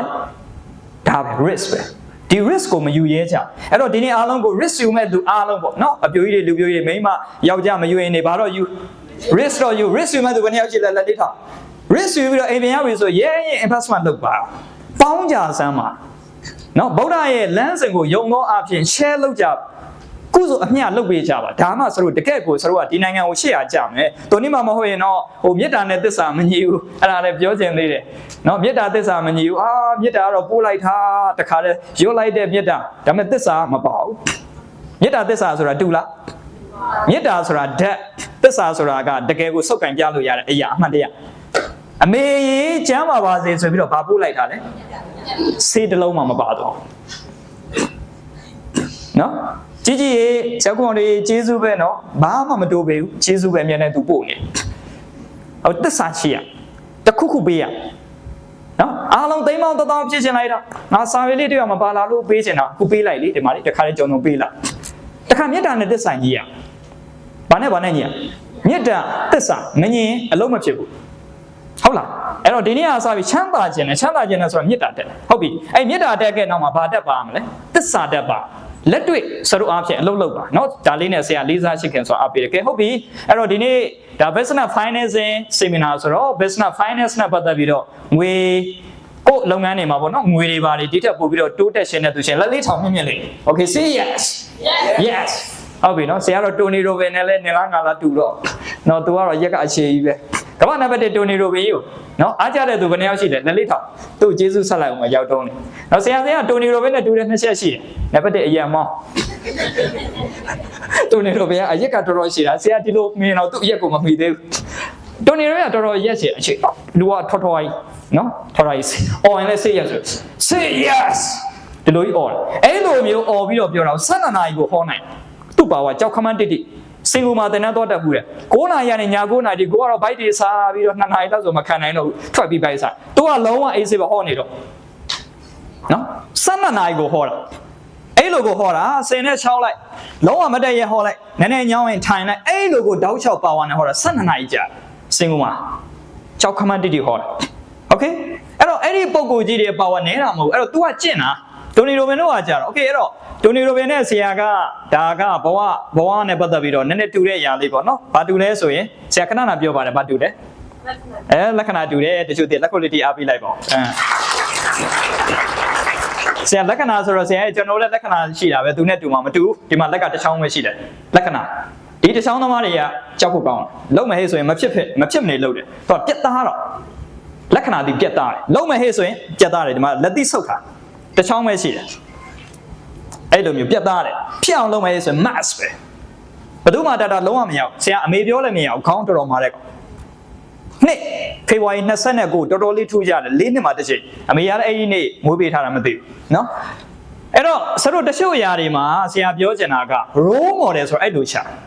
ကိုအားကြတဲ့သူတယောက်နဲ့ငါဘာတူလဲလိုက်ကြည့်အခုကဘာတူလဲဟောငါဘာမှတူစရာမရှိဘူးအဲ့တော့အားမကြပါဘူးကွာ तू ဟာ तू ဖြစ်တာငါတော့ဖြစ်မှာမဟုတ်တူတဲ့အရာလေးကိုနည်းနည်းလိုက်တူပါဟမ်တူတဲ့အရာလေးတူโอเคအဲ့တော့ဆရာကဒီဒါတိုနီရိုရဲ့အကျေးဇူးကိုဆက်ထားပါအဲ့တော့ဟုတ်ပြီ business financing ဆိုတော့ဒီချမ်းသာမှုနဲ့ပတ်သက်ပြီးတော့ဗောနော်ဆရာရောက်တုံးလေးဒါလေးတွေအားပေးချင်တော့အဲ့တော့၃ချက်အကြံလေးပေးလိုက်ချမ်းသာဖို့အတွက်နံပါတ်1ကပါလဲနံပါတ်1ဒီမှာအောက်ဆုံးမှာဆရာတို့အောက်ဆုံးကနေပြောမယ်အောက်ဆုံး share capital ချမ်းသာခြင်း share capital မြင့်လိုက်ကုမ္ပဏီထောင်လိုက်3,000ရဘယ်လောက်ရပြီချာလေး3,000ဆရာစပြီးတော့ကုမ္ပဏီထောင်လိုက်တဲ့အချိန်မှာ3,000အဲ့ဒါနဲ့တမှုသိမ့်အောင်3,000ဆရာကျွန်တော်ကုမ္ပဏီဆရာဘယ်လောက်ပေးမယ်ကြောက်မယ်ဆရာရာခိုင်နှုန်းဘယ်လောက်ယူကျွန်တော်ဘယ်လောက်ယူမယ်အဲ့ဒါနဲ့မိတ်ဆွေတယောက်ခင်ဗျားတော့ဘယ်လောက်ယူ25ရာခိုင်နှုန်းယူဆရာတော့ဘယ်လောက်အဲ့ဒါကုမ္ပဏီသေးသေးလေးဆိုရင်1,000စတန်နော်အဲ့တော့ကုမ္ပဏီသားနည်းနည်းလေးကြီးမယ်ဟဲ့နည်းနည်းလေးအောင်မြင်ပြီဆိုလို့ရှိရင်9,000 1,000တင်လို့ရပြီလေဟုတ်ပြီနော်အဲ့ဒါပတ်စံနေပဲ that's called the money ကိုမကုမ္ပဏီရှိနေအဲ့ဒါပတ်စံရှိတယ်ကုမ္ပဏီနည်းနည်းကြီးကြီးမားမားဆို9,000 1,000ညတန်နေအဲ့ဒါကုမ္ပဏီရဲ့ပတ်စံပဲဆရာတို့တော့ group ဖြစ်သွားပြီဆိုရင်1,000 ကျော်တန်သွားပြီအဲ့ဒါပတ်စံနေပဲ share capital တွေရှိတယ်ကိုမပတ်စံရှိတယ်အဲ့ဒါတွေကိုပတ်စံအဖြစ်ရှာလို့ရအခုကဘာဖြစ်နေလဲဆိုတော့ဆရာတို့အားလုံးကဖြစ်ပုံနော်ရေစားလိုက်တာကွာရေစားလိုက်တာရေကဘာမှလဲအောက်မှာခုထိုင်ထားနော်အဲ့လိုဖြစ်မနေဘူးလားရေစားလိုက်တာကွာရေကအောက်မှာအများကြီးပဲကိုကုမ္ပဏီခုထိုင်ထားပြီးတော့ငွေလိုတယ်ပြောနေအဲ့ဒီငွေအကုန်ဖန်တီးလို့မရဘူးလားနော်ဆရာဘုရားမှာငွေဆိုတာဒါနဲ့ပဲဖန်တီးခဲ့တာပဲ share တွေကိုပထမအဆင့်ကုမ္ပဏီကိုသိန်းပေါင်း3,000တင်ပြီးတော့ရောင်းစားစားညတော့1,000ပေါ့အဲ့မှာကုမ္ပဏီ share ထပ်ခေါ်တဲ့အချိန်မှာ3,000ကနေ9,000 8,000 1,000အခုတချို့ကုမ္ပဏီအကုန်ပေါင်းလိုက်တယ်1,000ခွဲအခုကုမ္ပဏီ3ခုပေါင်း3,000အဲ့ဒါအားလုံးကကုမ္ပဏီကိုပဲ share capital မြင့်ပြီးတော့ပတ်စံဖြစ်ဖန်တီးတယ်လုံးလို့မရဘူးလားလူငယ်တွေလုံးမယ်ဆိုတဲ့သူဘယ်နှယောက်ရှိလဲလက်လေးထောင်အိုးချမ်းသာပြီးကုမ္ပဏီသားစထောင်ကျန်တော့ကုမ္ပဏီပိုင်ရှင်တွေဖြစ်တော့မှာတကယ်ပြောတာဒါပဲဆရာတို့ကပတ်စံဆိုတာ this is called the money ချမ်းသာဆိုတာဒါပဲလေကုမ္ပဏီတွေအများကြီးထောင်တယ်ပြီးလို့ရှင်အဲ့ဒါကြီးကို public တင်လိုက်အဲ့တော့ဘာဖြစ်သွားချမ်းသာသွားကုမ္ပဏီကချမ်းသာဒါကြောင့် share မှာ capital မှာပတ်စံတွေဖြစ်ပါတယ်နောက်တစ်ခုကဆရာတို့ပတ်စံတွေပါလို့ရင်ဒီမှာအရေးကြီးတာဘာလို့อ่ะ supplier credit supplier ကမနှက်ဖန်ပေးမှာမဟုတ်တလားလောက်ထားလည်းမရဘူးလားရတာပေါ့လှဲ့ငွေလို့ခေါ်တယ် supplier ငွေနဲ့လှဲ့မယ်3,000နောက်3လအောင်မှပေးလိုက်တယ်ဒီငွေ3,000ကအများကြီးပြန်ပို့အောင်လုပ်လို့ရတယ်အဲ့ဒါကိုဆရာတို့က supplier credit နဲ့လည်းပတ်စံတွေအများကြီးလှည့်လို့ရတယ်ကို supplier တွေအများကြီးရှိတယ်နောက်တချို့ဆိုရှိတယ်လေကားတွေဟုတ်ပြီနော်ဆိုလို့ကျင်တာရောင်းပြီးမှသူ့ရဲ့ကားကိုပေးရမယ့်ဟာတွေရှိတယ်လေတင်ထားခမရကားရောင်းပြီးမှဘယ်လောက်မြတ်မှပြန်ရပြီးရင်ကိုကအမြန်လေးပြီးပြီဒီလိုနဲ့ငွေတွေအများကြီးလှည့်သွားတာအများကြီးပဲအများကြီးဟုတ်ပြီနော်အဲ့ဒါကိုဘာလို့ခေါ်လဲဆိုရင်ဆရာတို့က supplier credit money နဲ့လှည့်လို့ရတယ်ငွေအများကြီးလုပ်လို့ရတယ်ဆိုလို့ကျင်တာနောက်ဆုံးကတော့ရေးကြည့်တယ်ဘာလုပ်လို့ရဘန်လုံးဘန်လည်းခေါင်းကပြောသူဝင်လုံးမှာလုံးပေးတာနောက်ဘန်နဲ့မလုံးရင်လုံးဖို့မရအောင်နောက်တော့ဘန်နဲ့လုံးကြဖို့လည်းလိုတယ်နောက်ဘန်လုံးဟုတ်တယ်ဘန်လည်းလုံးမှာလုံးပေးတာအဲ့တော့ဘန်ရှင်းငွေရောမရဘူးလားဘန်ရှင်းငွေလည်းလုပ်လို့ရတယ်နော်ဘန်ရှင်းငွေအဲ့တော့ဆရာတို့မြန်မာနိုင်ငံမှာရှိတဲ့တသေးတော်တော်များများကဘန်လုံးကုန်ယူတယ်နောက်ဆရာသိတဲ့လောက်အကုန်လုံးမနေ့ကတသေးတယောက်ကဗီဒီယိုဆရာပြန်လေ့လာကြည့်တယ် YouTube မှာရှိပါတယ်သူ official ပြောပြထားတယ်နော်ဒါတသေးတွေအားလုံးအားရစရာပဲနော်သူ့ရဲ့ equity ရဲ့ ratio ရဲ့20 to 25ဒီကျွန်တော်တို့မှာလည်းကျွေးရရှိတယ်အဲ့ဒါတထေးကြီးပြောတဲ့စကားလုံးတကယ်မြန်မာနိုင်ငံမှာရှိတဲ့1 to 10တထေးတွေတောင်မှသူတို့ရဲ့ capital ratio ရဲ့ဘယ်လောက်25ဆိုတော့20ထားသိန်းပေါင်း3သိန်းရှင်3သိန်းရဲ့20ဆိုရင်ဘယ်လောက်သိန်း2000အကျွေးရှိတယ်ဘဏ်လုံးနဲ့ credit ယူလို့ရတယ်ရှင်းငွေနဲ့လက်ပတ်နေတဲ့လုပ်ငန်းတွေအများကြီးပဲမြန်မာနိုင်ငံဆရာရင်းနေတဲ့ကုမ္ပဏီတွေဆိုရင်ဒီလိုပဲလုပ်နေရသိန်းပေါင်း1000လို့ဘာလို့ညာတို့ခါကြရင်ဆရာ BOD တွေထဲမှာလည်းကြီးတွေပါတယ်တချို့ဆိုပြောရင်ဆရာစင်ဘယ်လောက်သိန်းပေါင်း1000တချို့မိတ်ဆွေတွေဆိုသိန်းပေါင်း3သိန်းအဲ့လိုကိုလောက်ကြဟုတ်ပြီနော်အဲ့တော့ဒီလိုတွေရောလုပ်လို့မရဘူးလားဘဏ်နဲ့လုပ်လို့ရပါတယ်အဲ့တော့ဘယ်နှချက်3ချက်အဲ့တော့ကိုယ့်လုပ်ငန်းမှာ business ကို financing လုပ်လို့ရတဲ့နည်းလားဘယ်နှချက်ရှိတယ်3ချက်ရှိတယ်အဲ့ဒါလေးကိုရတယ်ဆိုရင်ပြန်ရောက်ရင်လုပ်ပါဒါကြောင့်ဒါကဆရာပြောလိုက်တာကဒီနှစ်ဖြစ်စေဆိုတော့နောက်10နှစ်မှာကိုကလုပ်ငန်းကြီးထွားလာတဲ့အခါဒါမလုပ်လို့မရအောင်ဒါကိုဆိုတော့ငွေကိုလှက်နိုင်သလားလှက်မှာစီးပွားရေးဆိုတာငွေလဲလို့ရဒီလိုကျင်တဲ့ကြတဲ့ရောင်ပိုတော်ဆိုးသေးတယ်ဒါကြောင့်ဆိုတော့ငွေကရှိတော့ရှိနေမှာပဲကိုမလှက်တတ်တာနော်မြန်မာနိုင်ငံမှာအခုပြောပြမယ်မြန်မာနိုင်ငံကြီးမှာရေမရှိဘူးဆိုတာဖြစ်နိုင်ပါ့မလားကိုအိမ်မှာရေမရှိတာပိုက်မတော်မေးလို့ ရေရတဲ့နေရာတွေဘယ်နာမှကိုမလိလာထားဟုတ်လားအဲ့တော့ရေတွေအများကြီးရှိတယ်ဒါကြောင့် business man မှန်တယ်များငွေကိုလှက်ပြီးတော့ management လုပ်တယ်မှာဒါလေးကိုဆရာအနေနဲ့အားပေးချင် okay အဲ့တော့ဒီနေ့လှုပ်ဝက်ချက်လေးပြောမယ်ကဲဒါလေးပဲအားလုံးလောကကြီးနဲ့ပတ်သက်ပြီးမိဘဆရာသမားလုပ်ဖို့ကိုင်မှများကျေးဇူးရှိတဲ့သူတို့ကယ်ခြင်းတဲ့သူရင်လက်လေးထောင်းအဲ့လက်ထောင်းတဲ့သူတွေကိုရင်ကယ်အောင်ဟုတ်လားနော်ကိုကသူများကိုကယ်ခြင်းတယ်ဆိုကိုဘယ်သူရင်ကယ်ကိုရင်ကယ်အမေမပူနဲ့ကိုကနစ်နေပြီအဲ့လိုဖြစ်နေရောအဲ့တော့ကိုရင်ကယ်အောင်အဲ့တော့ကိုကသီလသမာဓိပညာဒါကြောင့်တိဆောက်လို့ပဲသူများကယ်ခြင်းကိုက strong ဖြစ်ရမယ်လေသီလသမာဓိပညာအားကောင်းမှသူများကယ်လို့ရအဲ့တော့တရားပို့ခြင်းနော်ဆိုလို့ကျင်တာကအဲ့တော့ဟုတ်ပြီဘလို့ကဲမလဲကဲမယ်ဆိုရင်ကိုကစီးပွားရေးတစ်ခုအောင်မြင်လုပ်ပေါ့ဟုတ်ပြီနော်အဲ့မှာ level တွေဆရာ ratio ပြထားတယ်ချိန်ဝင်လို့ပဲဒါ financial leverage formula လို့ခေါ်တယ်မှတ်သွားကိုယ့်ရဲ့ငွေကိုဘာလုပ်ထားလဲ leverage ကုတ်အားကဲဟုတ်ပြီဆရာတို့ကလောကကြီးနဲ့ပတ်သက်ပြီးကုတ်အားဆိုတာမရှိဘူးလားကိုအားနဲ့မကယ်နိုင်တဲ့အရာကိုဘာအားနဲ့ကယ်လို့ရတယ်ကုတ်အားနဲ့ကန်လို့ရတယ်ဆရာအခုလူပေါင်းအမီးရဲ့ဆိုင်ဂရုဆိုလို့ရှိရင်ဆိုပါတော့ဥမာလူအများကြီးပဲရှယ်ယာတွေပြန်ပေးရတာနဲ့နှစ်စဉ်ကိုသိန်းပေါင်းနဲ့ရှီ target ထားဟုတ်ပြီအဲ့သိန်းပေါင်းတောင်းနဲ့ရှီကိုဆရာဦးစင်မျိုးပိုင်တယောက်တည်းချဆိုရင်ရှာနိုင်မှာမလားဘယ်ရှာနိုင်မလဲဥမာအကြံပေးကဆရာကိုဖိတ်သိန်းရာခိုင်နှန်းလေးပဲပေးတာလေကုမ္ပဏီတစ်ခုကမှဆရာကိုဖိတ်တချို့ကုမ္ပဏီမှာအများဆုံးသိန်း50လေတင်တန်းကြီးမှာသိန်း50ဆိုတော့ဆရာမြောက်ကြည့်တယ်ငါရှာနိုင်ရင်သိန်း1000နဲ့မပို့ဘူးဒီကုမ္ပဏီကတော့တကယ်ပြောတာဆရာတကိုယ်ရတကန်ရတာလေအလုပ်လုပ်ရင်ဆရာသိန်း1000ထက်မပို့ဒါဆရာ income limited ဖြစ်တယ်အဲ့တော့ဆရာဘာလုပ်ရလဲဆိုဟုတ်ပြီဒါကိုငါ system ဖြစ်ပွားမယ် group of company တိဆောက်လိုက်မယ်ဆိုရင်သိန်းပေါင်း1000နဲ့ရှိရှာလို့မရဘူးလားရပြီပေါ့ကုမ္ပဏီကပတ်စံရှာနေတယ်ဟုတ်ပြီနော်အဲ့ဒါကိုအားလားကုတ်အားလားဒါပဲအဲ့ဒါ leverage power လို့ခေါ်တယ်ကိုမနိုင်တဲ့အားဆိုရင်ကုတ်အားနဲ့တွန်းလို့ရဟုတ်တယ်နော် crane တွေကြည့်လေလူတွေမားလို့မရတဲ့ဟာကိုဘာနဲ့မှ green scott ကိုအလီဘာဘာကဘာကြီးကိုပြောင်းလဲခြင်းနဲ့အလီဘာဘာနဲ့ပြောင်းတာကျမ်းမပြောင်းတာမဟုတ်ဘူးအလီဘာဘာကိုဖျက်အောင်လုပ်ဘုကြောင့်အောင်ဆန်းမြန်မာနိုင်ငံကိုလွတ်လပ်ရအောင်လုပ်တယ်ဆိုတာသူ့တက်မတော်ဖွဲ့သွားတာဖတ်စာပါလာကိုသူဖွဲ့ဥဆောင်ပြီးတော့သွားတာကုတ်အားတစ်ခုယူအားတစ်ခုမယူဘဲနဲ့မရဗုဒ္ဓဆိုတာသာသနာပြုသွားဗုဒ္ဓဘာသာကိုတိဆောက်ပြီးမှကုတ်အားနဲ့ပြုတာခေါင်းဆောင်ဆိုတာကုတ်အားကိုယူအဲ့ကုတ်အားဒီကိုလားအဖွဲ့အစည်းလားဒါကြောင့်တန်ဃာဆိုတာအဖွဲ့အစည်းကိုခေါ်တယ်တချို့ကတန်ဃာဆိုရင်ဖုံဖုံတွေပဲရှိခိုးတဲ့တန်ဃာဆိုတာအစုအဖွဲ့အစည်းကိုခေါ်တယ်အဲ့ဒီအားတစ်ခုကိုတိဆောက်ရဟုတ်ပြီနော်အဲ့တော့ဒီစရိုးရဲ့ constitution တစ်ခုဖွဲ့စည်းပုံတစ်ခုလုပ်ငန်းကြီးတစ်ခုကိုတိဆောက်ရင်သိန်းပေါင်းသိန်းနဲ့ရှိရဟိုမှာကြည့်စရိုး public ပြောင်းလိုက်ပြီကဲဟုတ်ပြီ group of company တောင်းနဲ့ကဲလို့မရဘူးနော်အမေဖေမိဘဆရာလောက်ပေါ်ကိုင်မဲ့များလာပြီတနိုင်ငံလုံးကကို့အမျိုးတွေပဲလေဟုတ်လားအခုဒီထက်ကလာတဲ့သူတွေအားလုံးကလည်းဆရာနဲ့အမျိုးတော်လို့လာတွေ့တာဟုတ်လားယုံလားယူနေသူချင်းလက်လေးထောင်းအဲ့မယုံတဲ့သူတွေကအဲ့ဒါဗုဒ္ဓဘာသာမဟုတ်သေးလို့ဗုဒ္ဓဘာသာကိုသက်ဝင်ယုံကြည်တယ်ဆိုရင်တွေ့သမျှသူအားလုံးကကိုယ်နဲ့လုံးဝဆွေးမျိုးမခင်ဘူးနော်ဆရာတို့2050ရှိတယ်ကိုယုံလား2050ရှိတယ်ဆိုတာကိုယုံလားဒါဆိုလို့ရှိရင်နှစ်ပေါင်း9000ရှိတယ်ဆိုတာကိုယုံလားတက္ကသိုလ်9000ရှိမယ်ဆိုတာကိုယုံလားဒါဆိုရင်မေးကြည့်မယ်ပုံညနှစ်ရှိတယ်ဆိုတာကိုယုံလားဒါပဲအဲ့3ညနှစ်မှာလူပေါင်းများစွာနေခဲ့အဲ့ဒီမှာကိုလည်းပါတယ်ကိုမိဘတွေလည်းပါမယ်အဲ့လူတွေအားလုံးကအခုဒီလူတွေဖြစ်ရင်ဖြစ်မယ်ဟုတ်ပြီနော်ဒါဆိုရင်အဲ့ဒီ3ညဘဝမတိုင်ခင်ဟိုနှစ်ပေါင်း1500ဟို3ညရဲ့နောက်ဆုံးက1500တော့ဘယ်သူတွေလဲတွေးကြည့်ရင်ဒီလူတွေအားလုံးကလုံးဝမကင်းအဲ့တော့ဘယ်ချိန်ကျေးဇူးဆက်မလဲဆရာမေးမှာကဲဘယ်ချိန်ကျေးဇူးဆက်ကြဆရာတို့ဒီနေ့ဆက်လိုက်နောက်ကဒီနေ့ကျေးဇူးဆက်တာပဲကိုရှိသမျှအကြံဉာဏ်ပေးလိုက်တယ်တချို့လဲဆရာရဲ့အကြံဉာဏ်ကြောင့်သိန်း1000တိုးဖို့ idea ရသွားမယ်တန်တယ်တချို့လဲသိန်းပေါင်း1000လောက်တက်သွားပြီဟာဆရာသိန်းပေါင်း1000အိမ်မက်အဲ့ဆိုရင်ဆရာကျေးဇူးပြုတာဒါကျေးဇူးဆက်လက်ခုလေးတီးပြီးတော့အားလုံးကျေးဇူးပြုပါကျေးဇူးဆက်လိုက်ပါเนาะအဲ့တော့ဟုတ်ပြီအဲ့တော့ company တစ်ခုဟာသိန်းပေါင်း3သိန်းပြောင်းခြင်းဘာကိုပြောင်းလိုက်ပါ public ပြောင်းလိုက် public company ပြောင်းရင်ဆရာဒီနေ့အားလုံး formula ပေးလိုက်မယ် group of company ဒီဆရာတို့က company တစ်ခုဖွဲ့မယ်ဆိုရင်အနည်းဆုံးဒီ company သေးသေးလေးရ share ချင်း50ခေါ်လို့ရဘယ်လောက်ခေါ်လို့ရ50ခေါ်ကြိုက်တဲ့လောက်ခေါ်မှ50ခေါ်ဒါပေမဲ့ limited 50ပဲခေါ်လို့ရ group of company 3ခုပေါင်းနေဆိုရင်150ဒီခေါ်လို့ရဘယ်လောက်ခေါ်လို့ရ public ခေါ်လိုက်မယ်ဆိုရင် unlimited ခေါ်ခြင်းတဲ့လောက်ခေါ်တွက်ကြည့်ပေါ့ခေါ်ခြင်းတဲ့လောက်ခေါ်10သိန်းလောက်နဲ့ပဲခေါ်မလား3သိန်းနဲ့ပဲခေါ်မလားသိန်း100ပဲခေါ်မလားသိန်း1000ထိခေါ်မလားကျမ်းမလို့သိန်းပေါင်း1000လောက်ပြီးခေါ်မလားပြီးပြီအဲ့တော့ပတ်စံကိုဆရာတို့ကဒီလို leverage လုပ်ကြတယ်ကပ်ပါ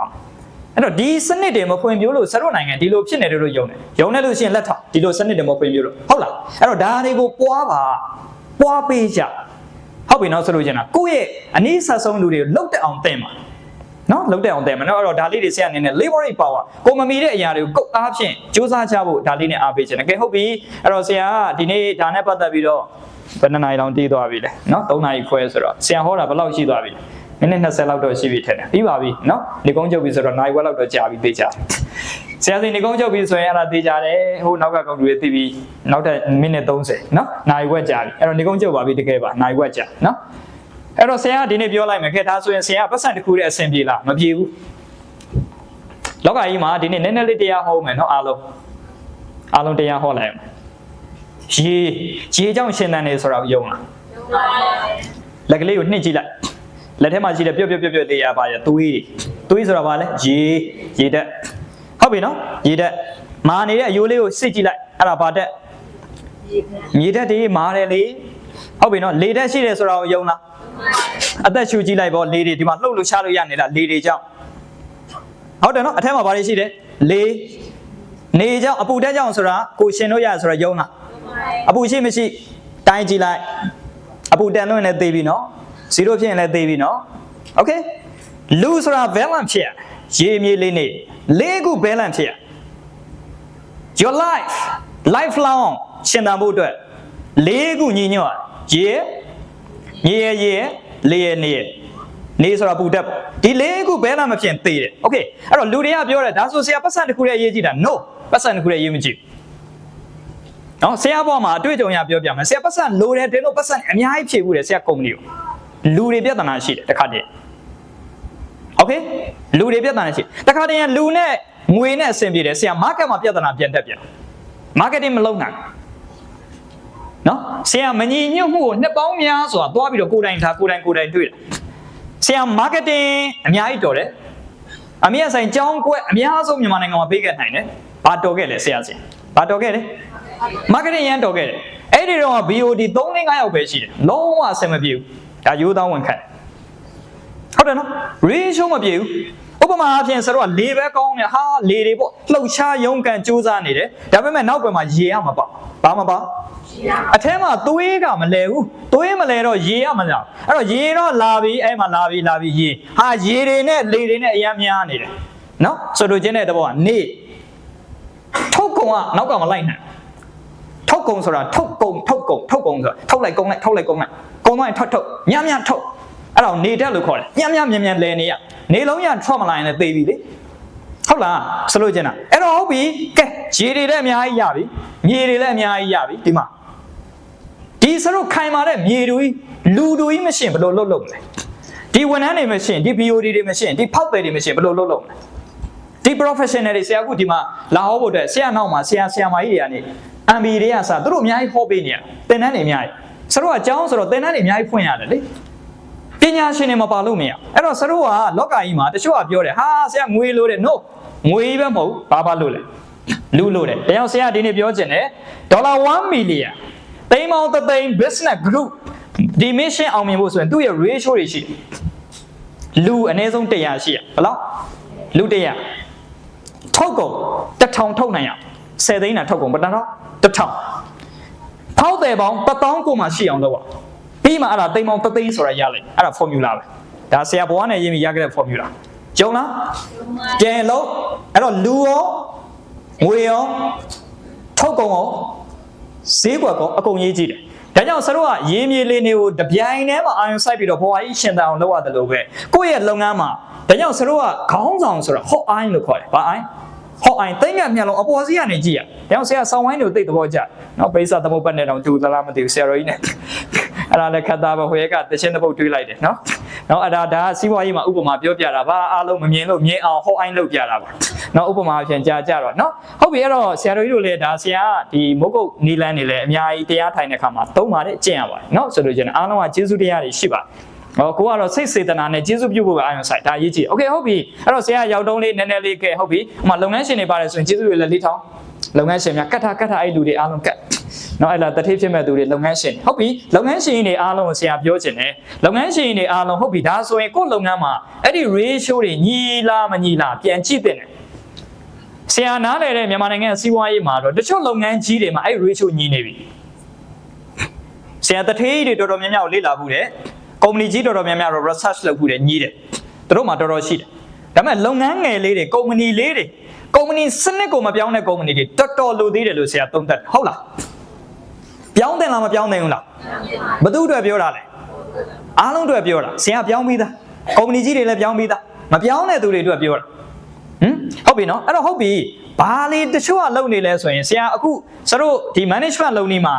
active management ရှိတယ် passive management ရှိတယ် active income ရှိတယ် passive income ရှိတယ်ကြားဘူးတယ်မလား active income passive income management မှာလည်း active management passive management ရှိတယ်ဟုတ်ပြီတချို့ကရုံးပဲရှိတယ် office team ပဲရှိတယ် active ကုမ္ပဏီပဲရှိတယ်ကိုယ်လုပ်ငန်းပဲရှိတယ်ကိုယ်ဝင်ငွေပဲကိုချတယ်ဘာပဲ management လုပ်နေတာ active management passive management မရှိဘူး passive income မရှိဘူး passive ဆိုတာက BOD ကငွေထည့်ထားတယ်အရင်းနှီးထည့်မယ်အတွေ့အကြုံအတွေးခေါ်ထည့်မယ်ပညာထည့်မယ်အဲ့ဒါ passive ပြီးရင် passive ဒီဟာနဲ့ပတ်သက်ပြီးကိုထုတ်ဆရာမလို့ passive ကထုတ်ပေးနေမယ် supplier company တဝက်ထုတ်ပေးမယ်သူတို့ကဟုတ်ပြီနော်ပြီးရင်ဒီဘက်ကစလိုအားဖြင့် passive distribution ကိုမဖြန့်ဘူးကိုမရောင်းဘယ်သူကဖြန့် distributor တဝက်ရောင်းပေးမယ်ဟုတ်လားဆိုလို့ကျင်တာပတ်စံကိုတဝက်ပဲရှာမယ်တဝက်ကိုဘယ်ကနေရှာမလဲ passive share နေရှာအဲ့ဒါ passive managementနော်အဲ့လိုခွာချက်လုပ်ရင်ကုမ္ပဏီတစ်ခုဒီအောင်မြင်မလို့ရုံးတဲ့သူဘယ်နှယောက်ရှိလဲ say yes အဲ့တော့ဆိုတော့ active management ပဲလုပ်နေလို့ဒီလောကဒီလိုဖြစ်နေတယ်လို့ထင်တယ်ကုမ္ပဏီသေးလေးတွေကိုပြောပြကုမ္ပဏီကြီးတွေဖြစ်သွားတယ်ဆိုတော့ဟိုဘက်က passive ကို management ပြောင်းအဲ့တော့ပြန်လာတဲ့ဆိုတော့အားလုံးကပြောင်းအောင်မပါလဲ management system ပြောင်း active ကြီးပဲလုပ်မနေနဲ့ဆိုတော့ကိုလူမျိုးကတိတ်ကိုဝသိပါလားဆရာကျွန်တော်အလုပ်လုပ်တယ်နော်ကျွန်တော်အရင်အလုပ်ရှုံနေအလုပ်ရှုံနေတာဒီနေ့မအားဘူးအမေသူကဂုံယူနေတာသူရှုံနေတာ哦တန်နေရာမှာရှုပ်ခဲ့တာလည်းမနေတော့ဘူးလေဒီဝတိကမစွန့်နိုင်ဘူးတော့တန်နေရာမှာသူကငါနဲ့ဆိုငါရှုံနေတွေ့လားငါလောက်အလုံးများလားငါအဲ့တော့ဂုံယူနေတာမဟုတ်ပတ်စေသူများနေလုံးမရှုပ်ဘူးတဝက်ပဲနော်ဂျမ်းမပတ်ဆောင်ဂျမ်းမမရှာဘူးပတ်စက်နဲ့ရှာတာအဲ့တော့ဒီနေ့ပြန်လာတဲ့ဆရာစဉ်းစားစရာအတွေးလေးတွေပေါ့နော်ဒါကြောင့် passive active management ကိုလည်း management ကူးဖို့လိုပါတယ်ဒါလေးနဲ့ပတ်သက်ပြီးအဲ့တော့ပြန်အောင်ကူးမယ်ပြောင်းမယ်ဆိုတဲ့သူဘယ်နှယောက်ရှိလဲ say yes နော်ဆိုလို့ကျင်တာဒီနေ့ကတော့ဘာမှမရ yes လုံးတော့နားလည်လိမ့်မယ်နော်သိကြတော့ yes နော်ဆိုလို့ကျင်တာမှာ yes နော်ပြအောင်လုံးမလား yes အဲ့ပြန်အောင်ဒီလိုပဲ 8B နော်ဒီမှာကတော့ 3B တော့ပြောလိုက်တယ်အဲ့ပြန်အောင် 8B အခုလည်းဒီမှာရေမြေလင်းနေတဲ့သဘောရပြောလိုက်တယ်ကိုလူမျိုးအဲ့လိုပြောမှာဒါလည်းရေမြေလင်းနေဆိုမှသူဓာတ်သဘောသွားထိမှနားလေလားနော်ဓာတ်မတက်လို့စာပိုင်းရအခုတော့တက်ပြီထင်တက်ပြီလားတက်ပြီဓာတ်တက်ပြီတော့ရေမြေလင်းနေတက်နဲ့ပြောအောင်နော်ဆိုလို့ကျင်တာဒါနဲ့အားပေးတယ်ကဲဟုတ်ပြီအနည်းရှုပ်တကယ်လည်းအနည်းရှုပ်ပါပြီဒီမှာကြွေးကြော်ချင်တာဟုတ်ပြီအဲ့တော့အားလုံးဆရာဒီနေ့နည်းနည်းလေးဒီမှာအခုကနော်ဟိုနည်းနည်းသွေးပူလေးဖြစ်သွားအောင်နည်းနည်းကဆရာတွေဟောတာပြောတာလဲနော်နည်းနည်းများကြပြီဆိုတော့โอเคအဲ့တော့သွေးပူလေးဖြစ်အောင်ကျေးဇူးရမတက်လေးရက်လို့ရမလားโอเคဟုတ်ပြီဒါဆိုသွေးပူပြီကောင်းပြီအားလုံးဒီကက်လေးတွေရှိလားကက်ကလေးတွေကျေးဇူးရလက်လေးထဲမှာခိုင်းမယ်ဇနီးဟိုဘက်လေးရိုက်ပေးလိုက်ရပါဒီကက်ကလေးတွေအားလုံးကိုကျေးဇူးရရွတ်ပါဒါဆရာကအတွေ့အကြုံရဒီကက်လေးကိုဆရာ5နှစ်လောက်ရှိပါပြီရွတ်ထားစင်ကူမှာတန်းကြွတထေးတန်းနဲ့တက်ပြီးတည်းကဒီလိုကက်ကလေးရွတ်ပါတယ်နော်ဆရာကမောင်တို့ပေးပါရှေ့ရလူတွေနော်ဒါတို့ဒီရှေ့ရလူတွေပေးပါရွတ်ဒီမှာရမ်းတရားယူလိုက်အဲ့တော့ဒီကက်ကလေးကိုရွတ်ပါဘာကြောင့်လဲလို့ပြောရင်အရာရာမှာဓာတ်သဘောဆိုတာရှိတယ်အာစိတ်နကံ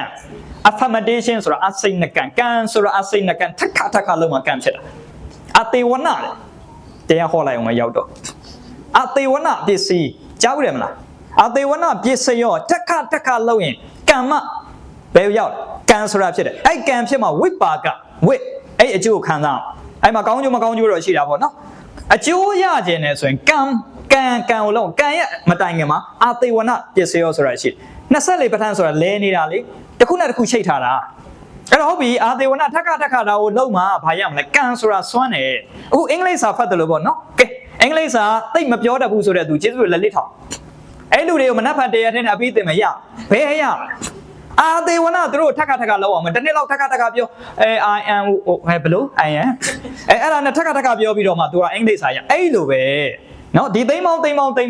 ဖြစ်ဖို့တော့ထက်ခါလောက်100လောက်ကနေစ1000လောက်လုံးဟဲ့ထက်ခါလောက်တသိန်း1000ပြည့်ပြီ1000ကနေပြီးတော့တသိန်းအဲ့လိုထက်ခါလောက်အဲ့ဒါမှစွမ်းဒါကြောင့်အလုံးလုံးရင်ဒီသဘောကိုစရိုးအဖြစ်ကျင့်အောင်โอเคဆိုတော့ကြအဲ့တော့ကျင့်ရမလို့ကျင့်ရမယ်ဆိုနေတိုင်းရွတ်မြင်ရတဲ့နေရာမှာထားဖုံးပေါ်မှာတင်ထားတချို့ຢာတွေစာရေးထားကြည့်ဒေါ်လာပုံတွေကိုကြည့်တထေးတွေကိုကြည့်များအဲ့ဒါဆိုဓာတ်ကပြောင်းသွားတယ်အာစိတ်နက Okay အဲ့တော့ဘယ်လိုရေးရမလဲဒီမှာဆိုတော့နိုင်ငံခြားမှာရွတ်တဲ့ဟာလေးဆရာမြန်မာနိုင်ငံနဲ့လှော်ညီပြီးတော့အနှစ်ရှုပ်ပြီးတော့ပြန်ရေးပေးထားတယ်၃ချက်ပဲဟိုမှာသင်တာတော့အများကြီးပဲဒီမှာဆရာ၃ချက်သင်ပေးလိုက်မယ် Okay ဒါတန်းကျွတ်တတိသင်တန်းကနေရတဲ့လှုပ်ရချက်ကြီးရွတ်မယ်နော်တစ်ကနံပါတ်1ကယုံကြည်ကြည်ရွတ်ဖို့ကယုံကြည်ဖြစ်မှာဒါကိုဆရာတို့ယုံလားယုံမှရွတ်နော်ယုံနဲ့သူယုံမှရွတ်မယ်ယုံနဲ့သူမှလက်ထောက်ဒါကိုရွတ်ရင်တစ်ချိန်ရရင်ကြီးပွားတိုးတက်အောင်မြင်ချမ်းသာမယ်ယုံနဲ့သူမှရွတ် Okay တစ်ရွတ်မှာ I am millionaire business leader I am millionaire business leader ငါသည် millionaire စီးပွားရေးခေါင်းဆောင်ဖြစ်၏Okay အဲ့တော့အတန်မြန်ရွတ်မယ်အောက်ကဟာတွေကအစရွတ်မယ် I admire role model business millionaire ငါသည် millionaire စီးပွားရေးလုပ်ငန်းရှင်များကိုအားကျအတူယူမိခဏလေးမျက်လုံးထဲမှာမှိတ်ပြီးတော့မြင်အောင်ကြည့်လိုက်ဘသူတွေကိုအားကျအတူယူမလဲမျက်လုံးထဲမှာမှိတ်လိုက်တာနဲ့တထေးကြီးတွေမျက်နှာပုံပေါ်လာမယ်အားကျအတူယူမဲ့သူကိုဘွားမှာတထေးတစ်ယောက်လုပ်ငန်းရှင်ကြီးတစ်ယောက်အောင်မြင်တိုးတက်ခဲ့တဲ့သူတစ်ယောက်ဖြစ်ရအောင်โอเคအဲ့ဒါတခါနဲ့အဲ့လိုမျိုးဖြစ်နိုင်အဲ့လူရဲ့မျက်နှာပုံနေအဲ့ဒီလုပ်ငန်းအကြောင်းဒီတေးပြန်လေးလာကိုအိမ်မှာထားโอเคအဲ့ဒါနံပါတ်1လောက်အောင်နှစ်ကြွမယ်I believe $1 million business winning နာဒီ millionaire စီးပွားရေးအောင်မြင်ဖို့ယုံကြည်နေပြီယုံဘသူယုံကိုယုံငါတော့ဖြစ်ပြီနောက်3နှစ်နောက်5နှစ်နောက်10နှစ်တိမ်မောင်3နှစ်ရှိဖြစ်ပြီယုံနေတိုင်းယုံအဲ့နေတိုင်းလောက်ရမယ်နော်ယုံမှရမယ်နော်အဲ့မှာဒုက္ခရောက်သွားတယ်ဆက်ယုံအခုလိုမျိုး crisis တွေကြုံနေတယ်ဆက်ပြီးတော့ယုံကိုမေဖြစ်တဲ့ယုံကိုယ့်ရဲ့ရည်မှန်းချက်ကြီးကိုယုံဆရာလည်းယုံကြည်လို့ယနေ့တည်းရက်တည်နေတာဘယ်မယုံရင်ခုလို BOD တွေလည်းအများကြီးဖြစ်လာဆရာမလို့ဟိုမှာကြာပေါ့ကွန်မန့်မှာပါတော့စီးပွားရက်ပလိုက်တာကြာပေါ့အကြောင်းတွေပိတ်တယ်အဲ့တော့ယုံရမယ်နောက်ဆုံးရေးကြည့်တာတော့ဗာလဲဆိုရင် Okay ဂတိပေးရမယ် I add value millionaire business sharing ငါသည် millionaire စီးပွားရေးတန်ဖိုးမျှဝေခိုင်းနေပြီးသွားပြီကိုတနေ့ millionaire လုပ်ငန်းရှင်ကြီးဖြစ်တဲ့အချိန်ကိုလိုလုပ်ငန်းပေါင်းသိန်းပေါင်းတောင်းနဲ့ရှိဟိုသိန်းနဲ့ရှိကိုတက်လှမ်းမဲ့အရေးကိုအဲ့လိုလောက်ခဲ့နိုင်တဲ့နေ့မှာကိုလိုလူတွေမွေးဖွားပေးခဲ့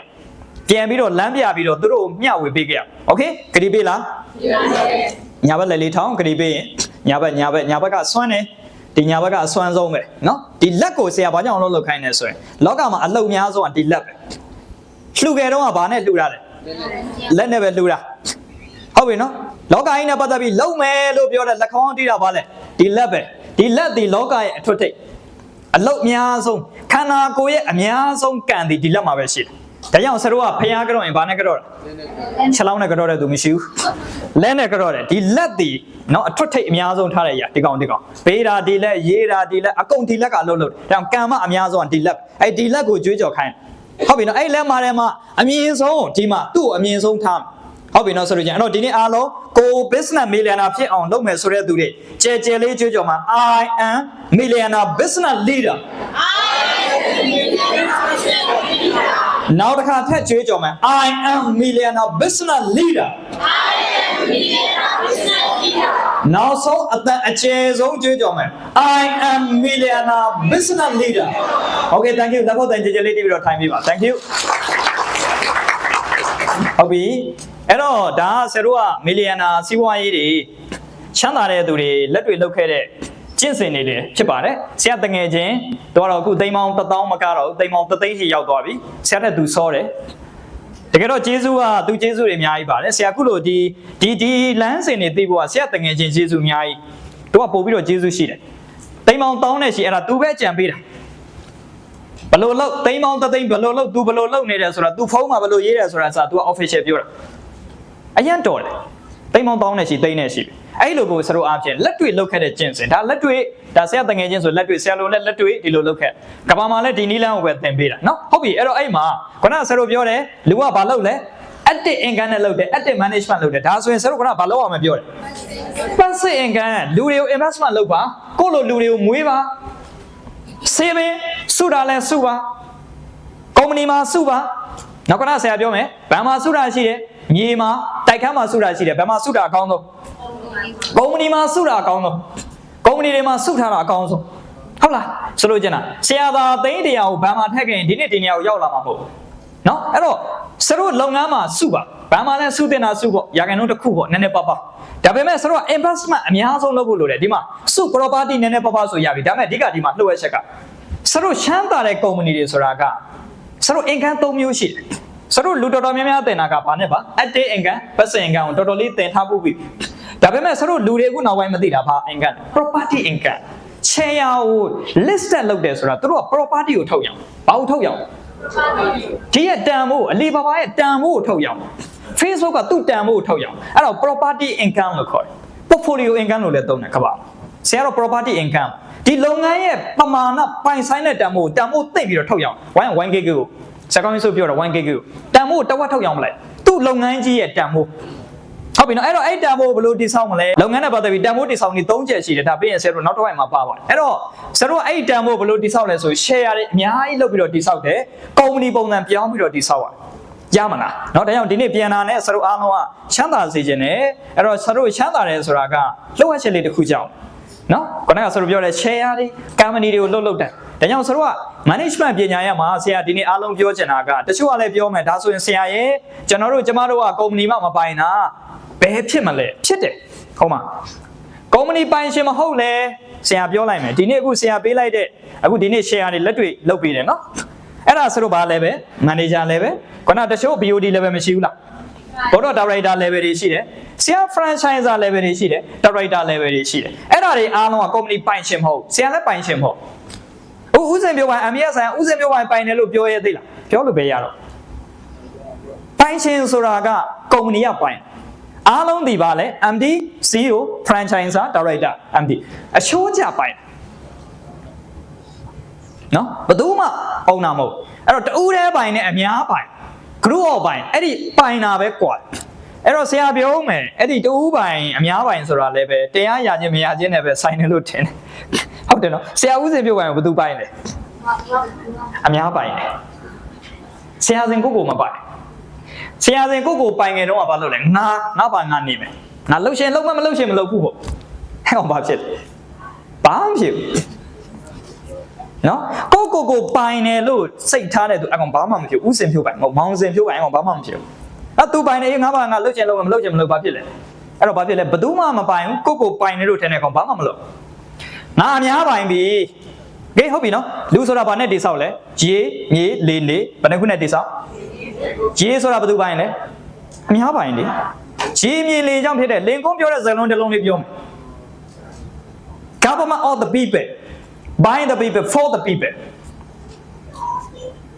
okay လူတွေနဲ့ဖွဲ့စည်းတိဆောက်ထားတော့အစုရက်တို့ဒီလူတွေအတွက်ပဲဖြစ်ရရေမြေလေနေဆိုတာ locket နဲ့တိဆောက်ထားတဲ့ဒီခန္ဓာကိုယ်ဒီလောကအတွက်ပဲဖြစ်ရလက်ခံရင်လက်လေးမြန်လေးထောင်မြန်လေးထောင်မြင့်ရေမြေလေးနေဒီ locket နဲ့တိဆောက်တယ်ရေဆိုတာမြေဆိုတာလေဆိုတာနေဆိုတာအများထက်တယ်အများထက်နဲ့တိဆောက်တဲ့လူကအတ္တအနာအတွက်ဖြစ်နေတော်တော်မှားတဲ့ကိစ္စဟုတ်တယ်နော်ရေချောင်းရှင်တန်တယ်ရေဒီအများကောင်းကျိုးပြုတာလေလေးချောင်းရှင်တန်တယ်အဲ့တော့ဒီထက်လေးခုအားလုံးအတ္တအဖြစ်သုံးဆွဲနေတယ်များဘယ်တော့မှအောင်မြင်မှာမဟုတ်ဒါကြောင့်ဆရာတို့အားလုံးကဆရာတို့အများပိုင်ပြောင်းမယ်ဆိုတာဒါပဲအဲ့ဒီတရားကိုဆရာသွားတွေ့ငါဒီငါပိုင်တာဘယ်လိုလုပ်လို့ပြောလို့ရမလဲဒီလေချောင်းရှင်တန်နေတာငါလေကိုကျေးဇူးတော်ဆက်ကိုဒီအများပိုင်ခန္ဓာကိုယ်ဖြစ်ခေါင်းဆောင်နေဒီအားလုံးဒီအများပိုင်